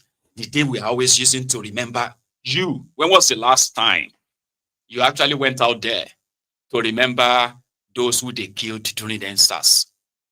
And what do you even plan to do on the 20th of October, by the way? Do you plan on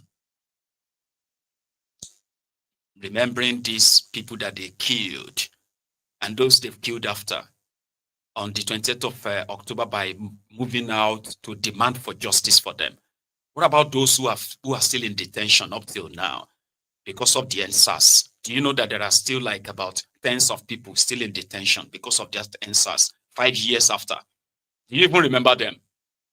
So what's your plan? Oh, Sowore is using, why is he picking that day? Instead of him to choose another day, he wanted to make the day about himself. He wanted all that rubbish, man.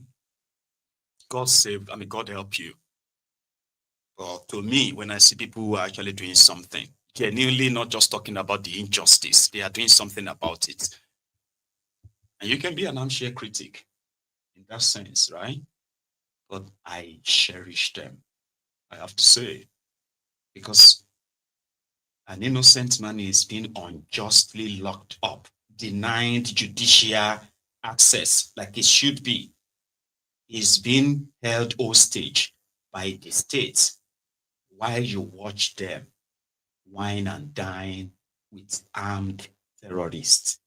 So where is that moral justification for you to insist that asking for his release is because somebody needs that attention? Asking for his release is a distraction. Distraction from what? What do you plan to do on that day? You have nothing planned.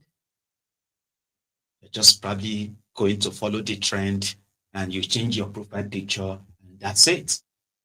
We'll go back on and continue to monitor these whole unjust things happening, right? Just saying. But going forward, anyway, we look forward to that. Okay? And at the end of the day, right, we are going to come back here possibly and sing this. Oh, you do I fall. Oh, Mary,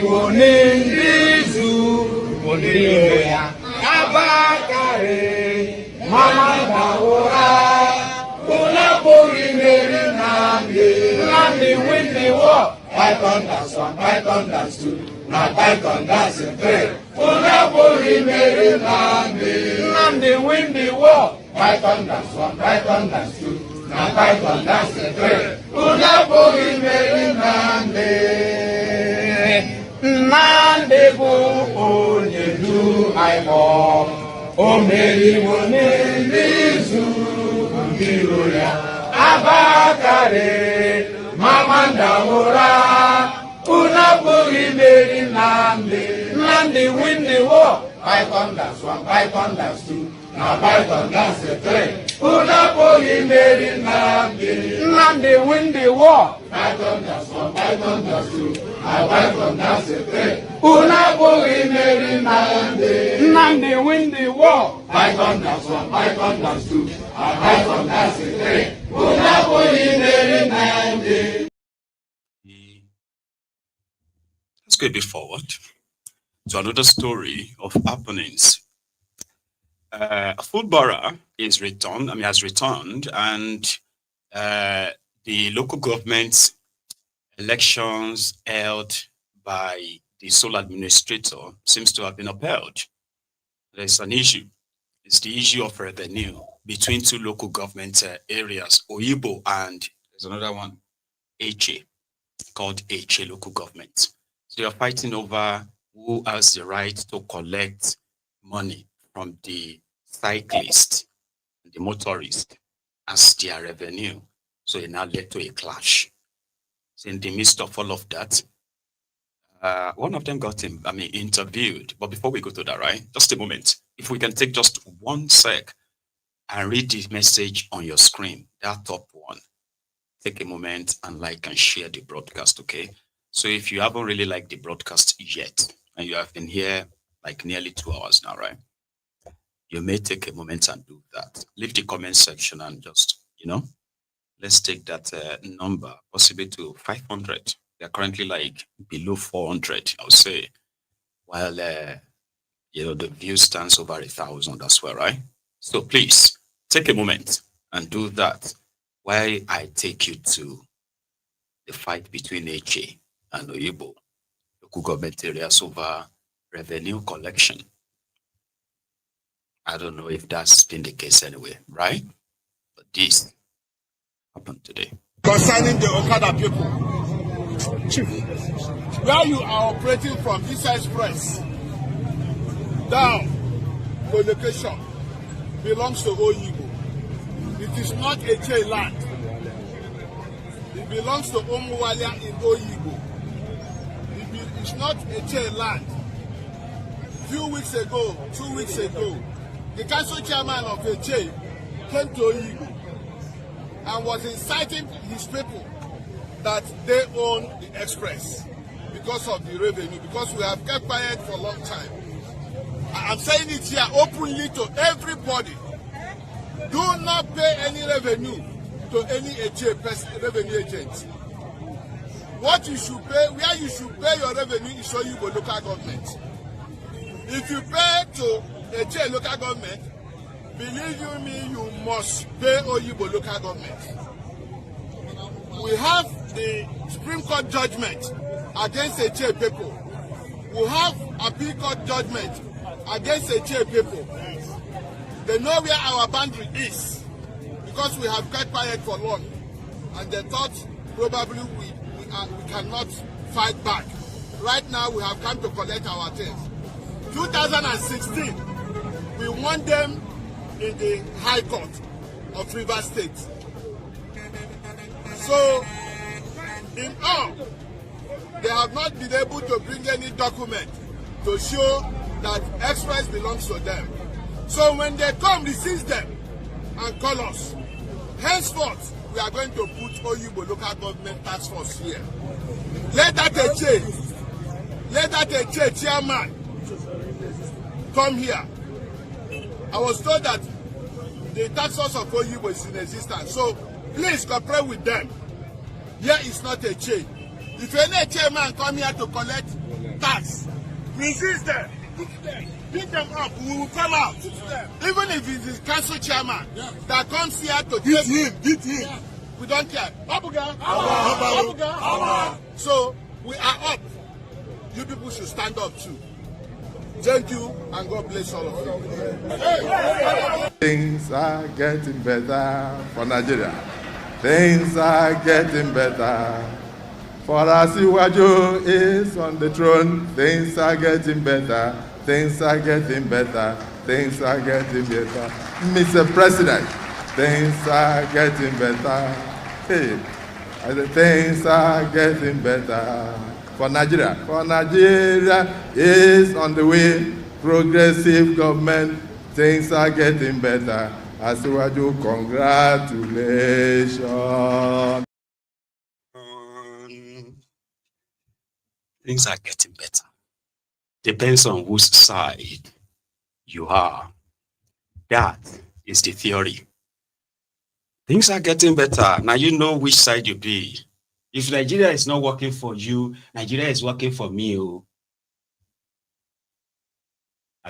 you've not heard that before. They say that. And that is why they will tell you to be very religious.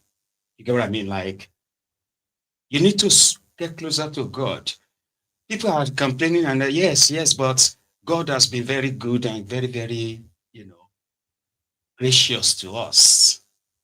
The things are getting better. Why you see thugs, rogues everywhere. It was like, where is the orderliness? Where is that orderliness?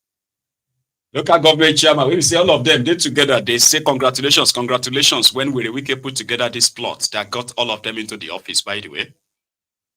And then coming into the office, they are surprised that whatever was laid down as their supposed rules and all that, no, it can't be like that. The way to settle it is that from henceforth, put our own revenue tax force here. If you see anybody from a J, beat them up. Yeah, man. Are you serious? Yes, serious. Okay, that's fine. It's not as if to say they're going to reduce how much they're going to collect from you, that the money will be lesser than what the HA is collecting, right? And it's not that they are going to use the money judiciously, because HA is not using the money judiciously.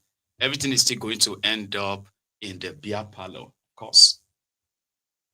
I mean, if the chairman says, if they come here, beat them up, I will say, But it tongue by a shaman. You go even beat them. You yourself, Baba, you know all the area boys, right? You're like, that one easy pass. That one easy pass. We shoot them as well. Beat them.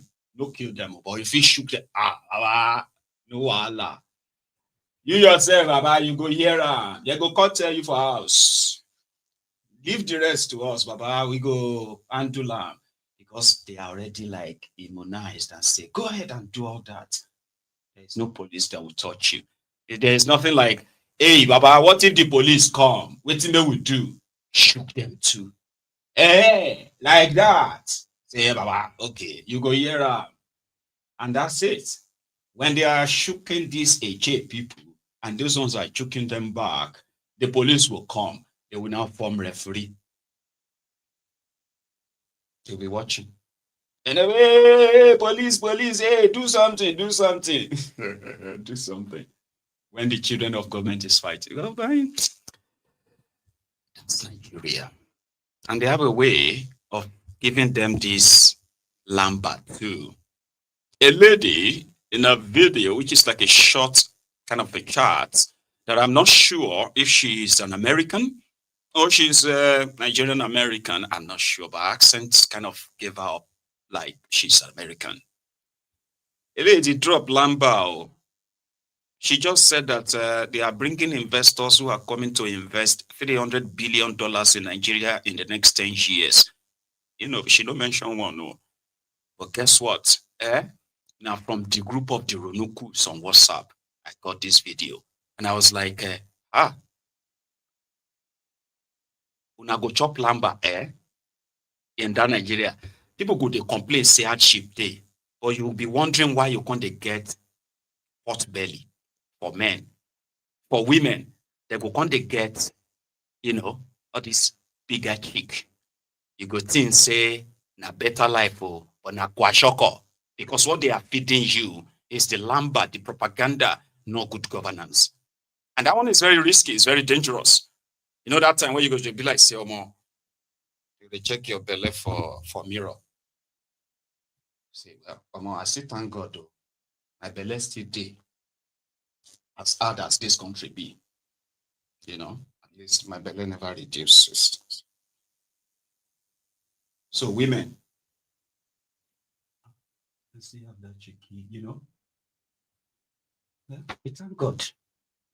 Or if you look very well, if no be sepia, too much gari and the rest of that, we don't kind of like shade, put shadow in your eyes and the rest, you realize that na kwashoko, as your belly they come out, your head go dey big, your cheek go dey big, your neck go dey tiny, your body go dey tiny, your arms go dey tiny, your legs go dey tiny. The day you discover you dey under APC, when it comes to propaganda, you go chop them, they go force feed you. That's what they are doing. You don't know.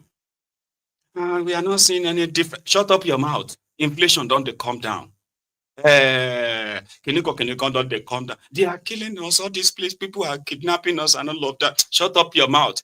Security are coming down. The military, Nigerians have never been safer ever until Tinubu came. You say, but we don't get light everywhere, just dark. I say, shut up your mouth. People are using band A, band B, and the rest. You say, but I know, let me shut up your mouth. Shut up your mouth. It's because you hate Nigeria. That's why you are not seeing the good things. $300 billion in 10 years. You don't even have to say much. Ronukus are already spreading it. In Nigeria, we have investors who love Nigeria and have come. They're investing about $300 billion in various sectors of the economy. Aviation, infrastructure, oil and gas, mining, and name it. So why are they here? They're from Qatar. And they said to us, they said, before the World Cup in their country, investors were coming in, they were also investing. After the World Cup, there was nothing to invest in again. So the investments they had done over the years already has returns. They have a return on equity. So Now they want to come to Nigeria, to Africa, and Nigeria is the latest bride. And I quote them: if you do not invest in Nigeria between now and the next 10 years, you're locked out. And for the international community coming at this time, it shows that the government is doing something right. And opportunities are being created for the benefit of mankind. We Future Union International Company. We have the history in Nigeria. Did you see the guy, the last guy? Yeah, that's the guy who is bringing 300 billion. You know what?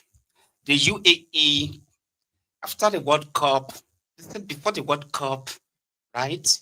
They had investments in their country. And over the years, this investment in their country has yielded. And now they have nowhere to invest again.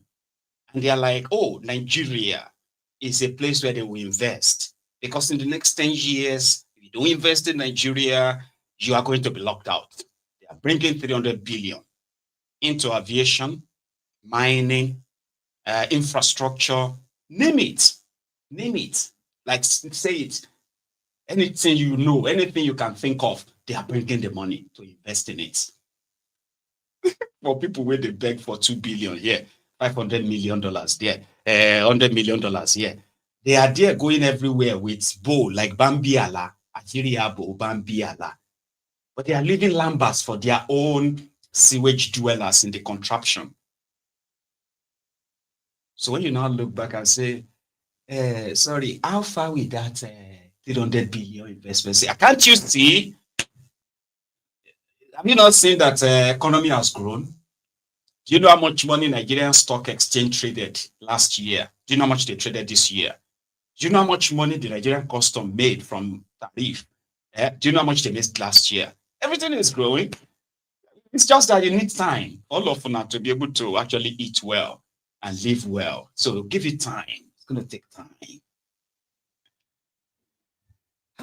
Until you then realize that, Baba, you are going to leave this earth as a debtor, simply because you are a Nigerian. And so with your descendants too, there will be no time for them to really enjoy the true benefits of their citizenship if it ever comes. Because there is no citizenship of Nigeria.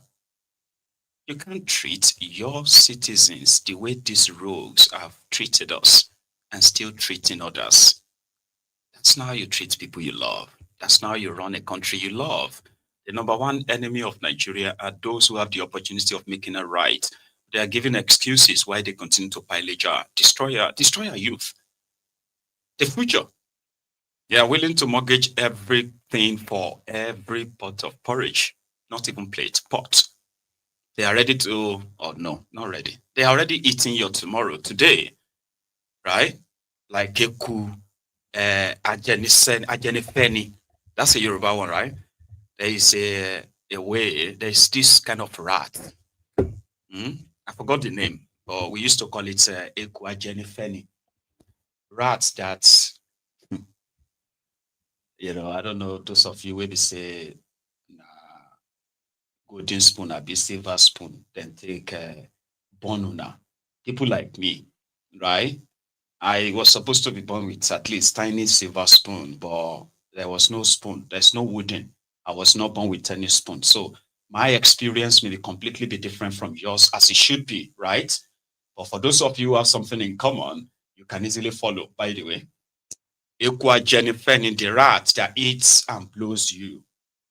Usually it's common in the rat-infested neighborhood like mine, that you have to set a rat traps to kill some of them, or set a rat poison and the rest of that.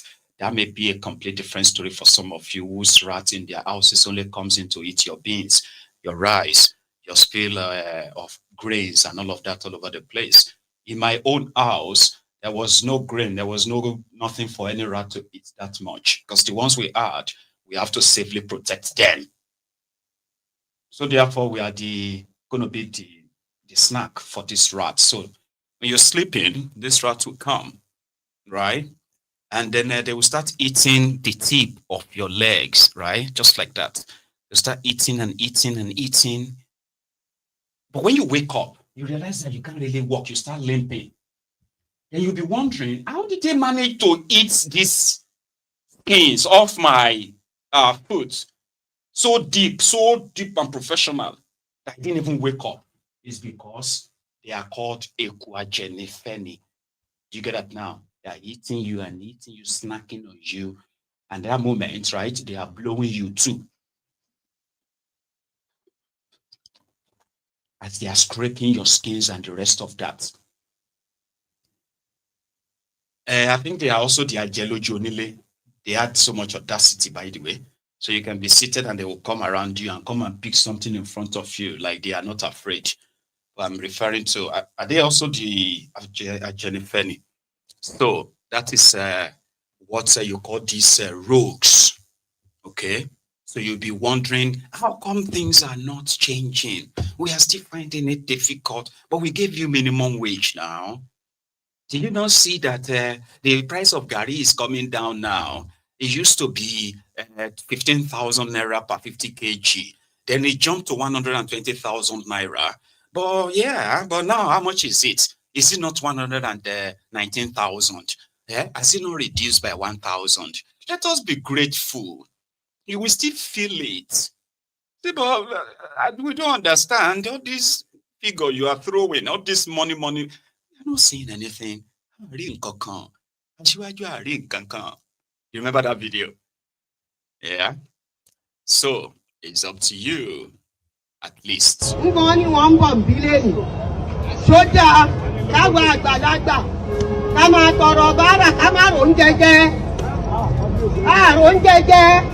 Mo ń tọrọ bárà kiri èmi àtàwọn ọmọ mi kò sí nǹkan kan àwọn ọmọ jáde wọn ò níṣẹ́ ṣe wọ́n ń tọrọ bárà kiri àwọn bọ́ìsì wọ́n kówó wọ́n kú Ṣàngó yìí àwọn títí wọ́n kú Ṣàngó yìí wọn ò níṣẹ́ ṣe gbogbo ọ̀nà bàjẹ́ ẹni ń tà. wọn ní síra yìí rẹ pé ní 4,100 naira yìí wà pé 20,000 yìí wà mú 3,000 lélẹ̀ èmo ní mọ́tò ní ìrọ́bọ̀ rẹ̀ wọn ní síra látọ̀rọ̀ bá ìjọba APC wọn ní síra lálẹ́ wọn ní síra lọ́kẹ́ ọmọ náà mọ̀ ń gbọ́. ṣé Nàìjíríà bí ṣe ń lọ yìí kò dàbí kò dà. kò dá wọlé ọlọ́run bá yí padà. Do you understand? The common people are those who are supposed to say, oh yeah, it's coming. I mean, things are changing. They must feel that from their own pockets. If they can't, now propaganda that they feed you, it's okay. If you are that frog that is put inside the very cold water, enjoying it and all of that, and suddenly, remember this same pot, this same frog, that is inside the water itself is inside a pot. Now the pot is now on a stove. You understand? So the frog who is enjoying this cold bath, and then suddenly it started becoming warm and warmer and warmer, and probably still enjoying it. Then they become so warm, they become very hot, uncomfortable, too late for this frog to jump out of this water that he's become so comfortable with. When this water started changing, the frog is turning the side. If this one becomes too warm, it will turn the back, turn the head, so that while this place is down in the water, the other side is cooling off. Then it turns again, and doing all of that until it realizes that it's actually boiling. That is for those of you who are living the fake life of denying. It's not that bad. Let us pray for these rogues. Let us wish this contraption well and all other nonsense that you have become so familiar with. You are that frog. It may be too late. Too late for you to jump out when you finally will tell yourself the truth and say, oh man, this one will be weather again. Or it's like I am boiling alive. Oh, it may be too late. That's what Nigeria is. So the opportunity you have right now is to stop lying to yourself. Every obvious things aware of, they are real. All right. So don't make yourself vulnerable enough that the people that are feeding on their propaganda, those who are listening to their deflection, why they are abstaining from their own supposed legal responsibility, constitutional responsibility, primarily to protect you. So now they are shifting that all around, pointing fingers. This one, that one, push this one. What are you doing? You should do something. It's like, what's going on? Anyway, Tinubu is consolidating power. He's doing everything to make the 2027 charade a one-way sort of traffic by poaching the oppositions, the state governors. So the states that APC couldn't win by election, by their rigging, wherever, now they are having them pretty much easy as those states are converting to APC, seeking succor, protection under the almighty Jagaban, the Jagabandit, by the way. I'm over my time. Do you want me to keep going? Or we should just kind of like go to bed now? Right? Okay, let me show you this one first, and then we can call it a night if you want to. Solo Makinde Ibadan, who is kind of like hosting the organizing committee for their convention in PDP, because PDP is still saying, no, you're not dead, it's not over. So we're the weakest guys who went to court to stop the convention in November have been defeated. The court says that they had no power to stop the convention, meaning they are going to go ahead. In the midst of that, Enugu and Taraba, Rivers and Bayelsa, these 4 states are expected to join Tinubu either before the end of this year or before the middle of next year. Now, something that the APC, Egbekegbe themselves are pretty much happy. Enugu has already joined them, by the way. So, Peter Umba has told Enugu that APC couldn't, or should I say, outside couldn't really penetrate in the last 26 years, by the way. So now Enugu is APC. Taraba will soon be APC. And that would leave the opposition in Nigeria with just about 4 or 5 states left. So what does that then mean going into your 2027? Well, Solo Makinde said those who are left will do their best and hold their corner, whatever that means. That will endure. It will usually get worse before it gets better. So, don't even think for one moment that we will not be able to put this party back on track.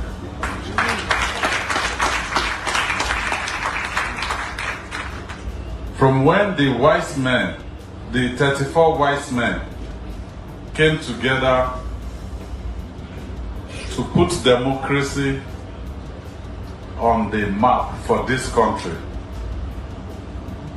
at the beginning of this republic in 1999, PDP has always been a constant factor, either as a ruling party or the main opposition party from 2015. We're not going anywhere. Yeah.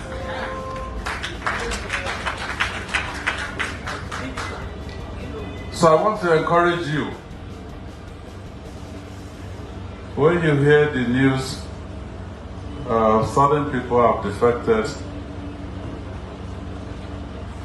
please, just hold your own corner for PDP.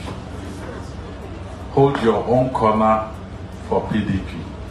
And this is the moment where new authentic heroes are going to be made.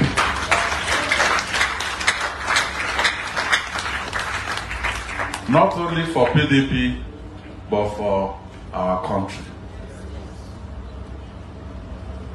So this is not the time to despair at all. It's not the time to engage in self. Now do to far. Ma okuta to wa nbe ma yoku nbe. Ma sabi gbata ba nsa ewa. It's an advice, so because I know that Makinde, as it's been kind of like rumored, will be declaring his interest to run for president under PDP.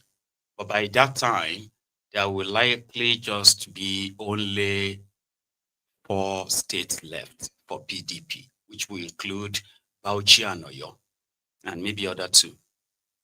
You get me now? So that makes it more or less like a joke. Where Wike is still doing all he has to do to continue to neutralize PDP. Don't forget that too, all right? It's just on this side. There's a tip.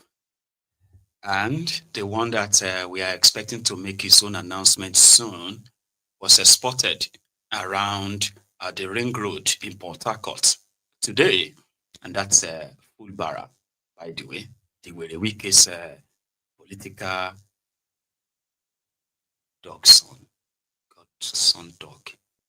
I don't know. I kind of like always play with all these funny names in my head. I'll just say Wike's godson. I've been a political son.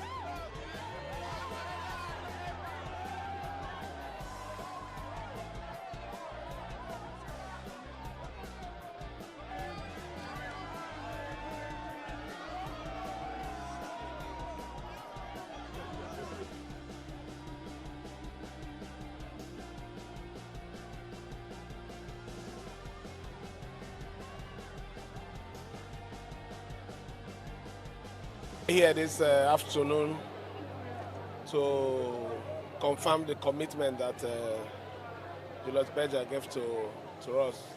We've been in talk with them. We are aware that these projects were all, I wouldn't say abandoned, but somehow, for lack of fund, the contractor withdrew from the site. So we've been discussing with them, and they gave me the word that although we have not finished all the discussion, but they will move into site, and I'm here to confirm that. Let me make this promise to our good people of Rivers State. This project that we started, by the special grace of God, we're going to complete it. Thank you.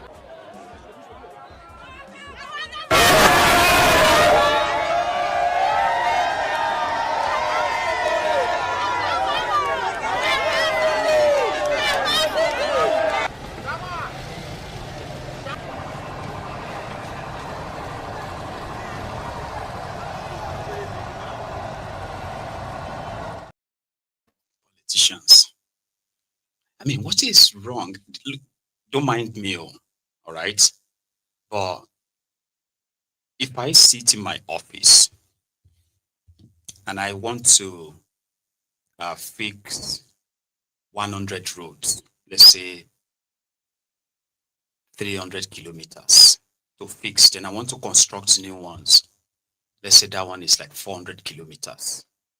All right. And then I've got my staff who have inspected all these places. The whole assessment is done. The contract is signed and the money is paid. And everyone goes out there to monitor their work and all that. Without the fanfare, even if for my own sort of like assessment, I could possibly just go out, during the day without much fanfare and all that, just drive through there without much thing and all that, do your thing and just leave. But no, that's not how they do. First they will come around and tell you, we are coming to fix this road now. Hey, thank you so much. We'll make sure it's done. Now, if they manage to actually fix it, not to talk about the standard of the work they are doing, let's say they manage to fix it, and they'll fix another party to come and celebrate that promise made, promise kept. I promised to fix this road. I'm fixing it now. So then they would start going. You see some of them 200 meters, some of them less than a kilometer or 1 kilometer, 2 kilometer, fixing of these roads, fixing the drainage and the rest of that. They will now make it a commissioning party, which in itself requires budget. They will budget for it. Governor want to go and commission. Commissioners, local government chairmen, everybody, party women, leaders, all of them, they will mobilize themselves, including paying some people to come and attend. For money we visit the user, right? To actually hire and pay cleaners, maintenance, who are going to be doing maintenance on the road, on those said road, clean them, sweep them, do all of that for another 2 years. The kind of salary they could pay people and say, you are hired to keep maintaining these roads of any debt or anything, okay?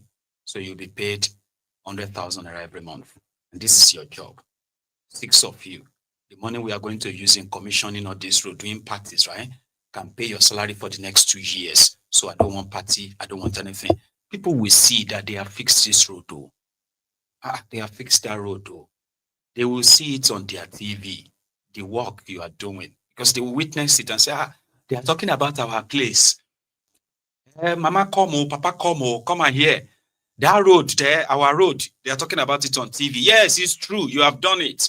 Is that not simple? I don't know. Maybe I've stayed out of that Nigeria for too long. So probably sounding like,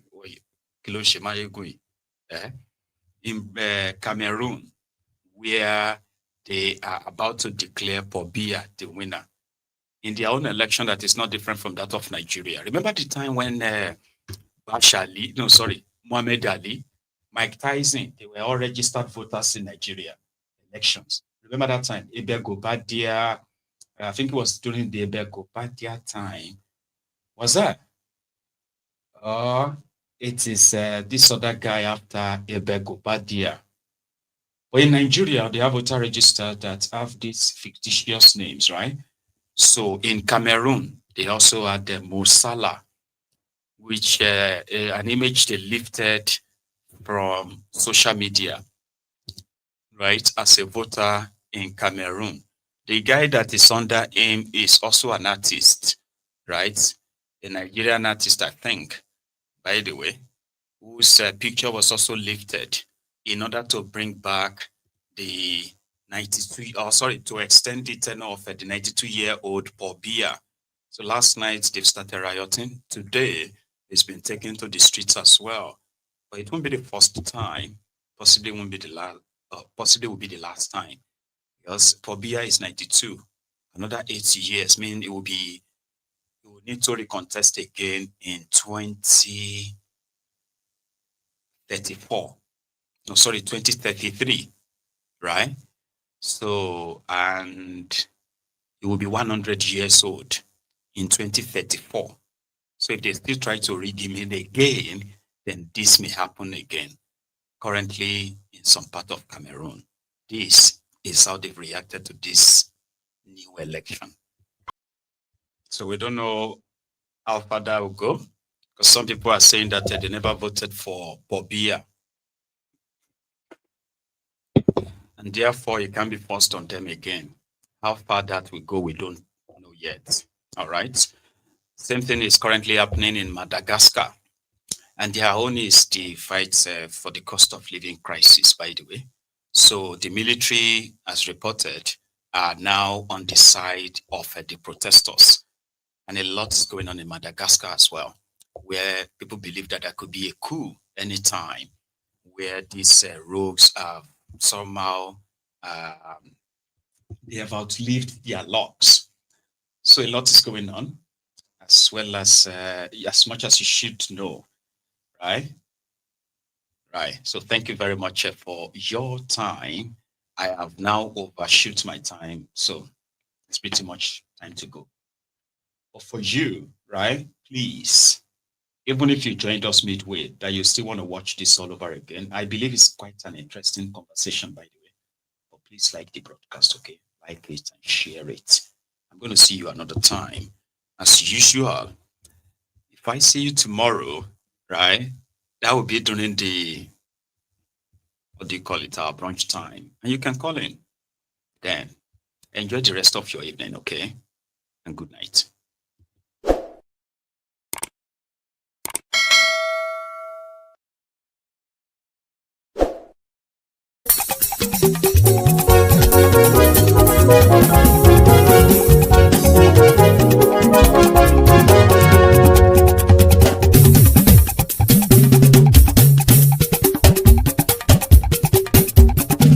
Maiyegun làwa mọ̀ làmọ̀ tó dòdòdò. Maiyegun Diary, Maiyegun number one. Maiyegun làwa mọ̀ làmọ̀ tó dòdòdò. Maiyegun Diary, Maiyegun number one. Maiyegun ti dé o, ọ̀rẹ́ ara ìlú. Maiyegun Diary, Maiyegun number one. Lórí Facebook, lórí YouTube. Maiyegun Diary, Maiyegun number one. Gbogbo bó ṣe ń lọ ni Maiyegun já wa sí. Maiyegun Diary, Maiyegun number one. Àṣírí ọ̀jẹ̀lú kì í bò níbẹ̀ o. Maiyegun Diary, Maiyegun number one. Bó bá ṣe eré, àní Maiyegun máa wí. Maiyegun Diary, Maiyegun number one. Ó sì tún ṣe eré, wàá gbọ́ níbẹ̀ o. Maiyegun Diary, Maiyegun number one. Maiyegun Diary, Diary Politico. Maiyegun Diary, Maiyegun number one. Godfatherism kò sí lọ́rọ̀ Maiyegun. Maiyegun Diary, Maiyegun number one. Ẹ farabalẹ̀ sẹ́ o kẹgọ́rọ̀ lẹ́nu o. Maiyegun Diary, Maiyegun number one. Àní Maiyegun làwa mọ̀ tó dòdòdò. Maiyegun Diary, Maiyegun number one.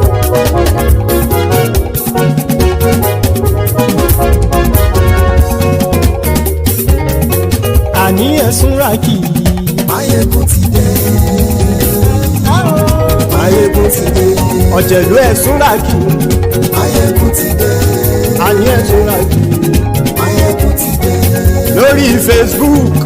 Maiyegun ti dé. Àní ẹ̀sùn ràkì. Maiyegun ti dé. Lórí YouTube. Maiyegun ti dé. Àní ẹ̀sùn ràkì. Maiyegun ti dé. Bọ́ bàbá gbé wúrẹ́. Maiyegun máa wí. Àní ẹ̀sùn ràkì.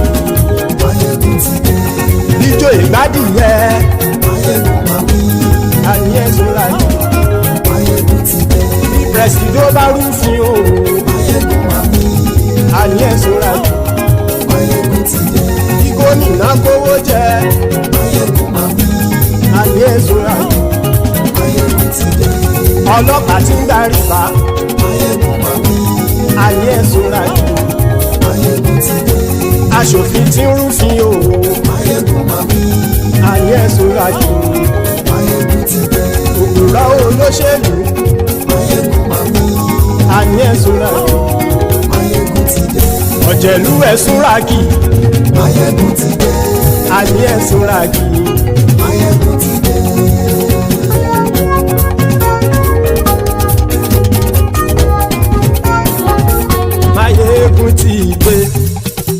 gbogbo ọ̀jẹ̀lú ẹ̀ súnra kì. Maiyegun ti dé gbogbo ọ̀jẹ̀lú ẹ̀ súnra kì. ṣùgbọ́n ní bá ti ṣe èyí tó yẹ kí wọ́n ṣe ọmọ bá dèrò ní fi wọ́n níran o. Maiyegun ti dé gbogbo ọ̀jẹ̀lú ẹ̀ súnra kì. Maiyegun ti dé gbogbo ọ̀jẹ̀lú ẹ̀ súnra kì. ṣùgbọ́n ní bá ti ṣe èyí tó yẹ kí wọ́n ṣe ọmọ bá dèrò ní fi wọ́n níran. Wọ́n fowó bẹ́ẹ̀ o Maiyegun ó sọ pé wọ́n ò bẹ́ẹ̀. Wọ́n fowó bẹ́ẹ̀ Maiyegun ó sọ pé wọ́n ò bẹ́ẹ̀. Oníkanṣá ti ṣe èyí tó yẹ kí wọ́n ṣe fáwọn ará ìlú tó gbé wọn débẹ̀ o. Maiyegun ti dé gbogbo ọ̀jẹ̀lú ẹ̀ súnra kì. Maiyegun ti dé gbogbo ọ̀jẹ̀lú ẹ̀ súnra kì. ṣùgbọ́n ní bá ti ṣe yìí tó yẹ kí wọ́n ṣe ọmọ bá dẹ́rọ̀ ò ní fi wọ́n níran. Kì máa yí ṣe eré ọ̀rọ̀ yìí kì í ṣe ẹ̀fẹ̀. Kì máa yí ṣe eré ọ̀rọ̀ yìí kì í ṣe ẹ̀fẹ̀. Ẹni bá ti lè lẹ́bọ̀ lẹ́rù o ọmọ bá dèrò kàṣà ìtú wọn síta. Maiyegun ti dé gbogbo ọ̀jẹ̀lú ẹ̀ súnra kì. Maiyegun ti dé gbogbo ọ̀jẹ̀lú ẹ̀ súnra kì. ṣùgbọ́n ní bá ti ṣe yìí tó yẹ kí wọ́n ṣe ọmọ bá dẹ́rọ̀ ò ní fi wọ́n níran. Tẹnitẹni ọmọ Maiyegun ọ̀rẹ́ ara ìlú mọ̀mọ́ ni mo fọlọ́run ṣọ́ ẹ̀ bá kìlẹ́bù. Lóòótọ́ olódodo ìlú ọ̀tá ìlú mọ̀mọ́ ni ìwọ ṣá máa ń ṣọ́ra kò sì mọ́ bẹ̀rù. Bọ́tà ń lè rí bóníṣègùn lé káwọn mọ̀mọ́ fi ṣera wọn ni ó ti dẹrùn tí wọn ò gbọ́dọ̀ sì mọ́ bẹ̀. Èèpo ọ̀bọ lọmọ bá dérò tàjẹ́ ò gbọ́dọ̀ jẹ́ ó ti jọba lórí àbínú ẹni kò sì mọ́ bùyà. Àìsíwọ́lu ní ẹnìkẹ́ ìgbódì ẹyin lábàrá o ó kó ẹni tó bá dán wò á kàmù. Maiyegun ti dé gbogbo ọ̀jẹ̀lú ẹ̀ túnra kì. Maiyegun ti dé gbogbo ọ̀jẹ̀lú ẹ̀ túnra kì o. Ẹni bá ti ṣe yìí tó yẹ kí wọ́n ṣe ọmọ bá dèrò òní fi wọ́n níran o. Maiyegun ti dé gbogbo ọ̀jẹ̀lú ẹ̀ súnra kì. Maiyegun ti dé gbogbo ọ̀jẹ̀lú ẹ̀ súnra kì. ṣùgbọ́n ní bá ti ṣe yìí tó yẹ kí wọ́n ṣe ọmọ bá dẹ́rọ̀ ò ní fi wọ́n níran.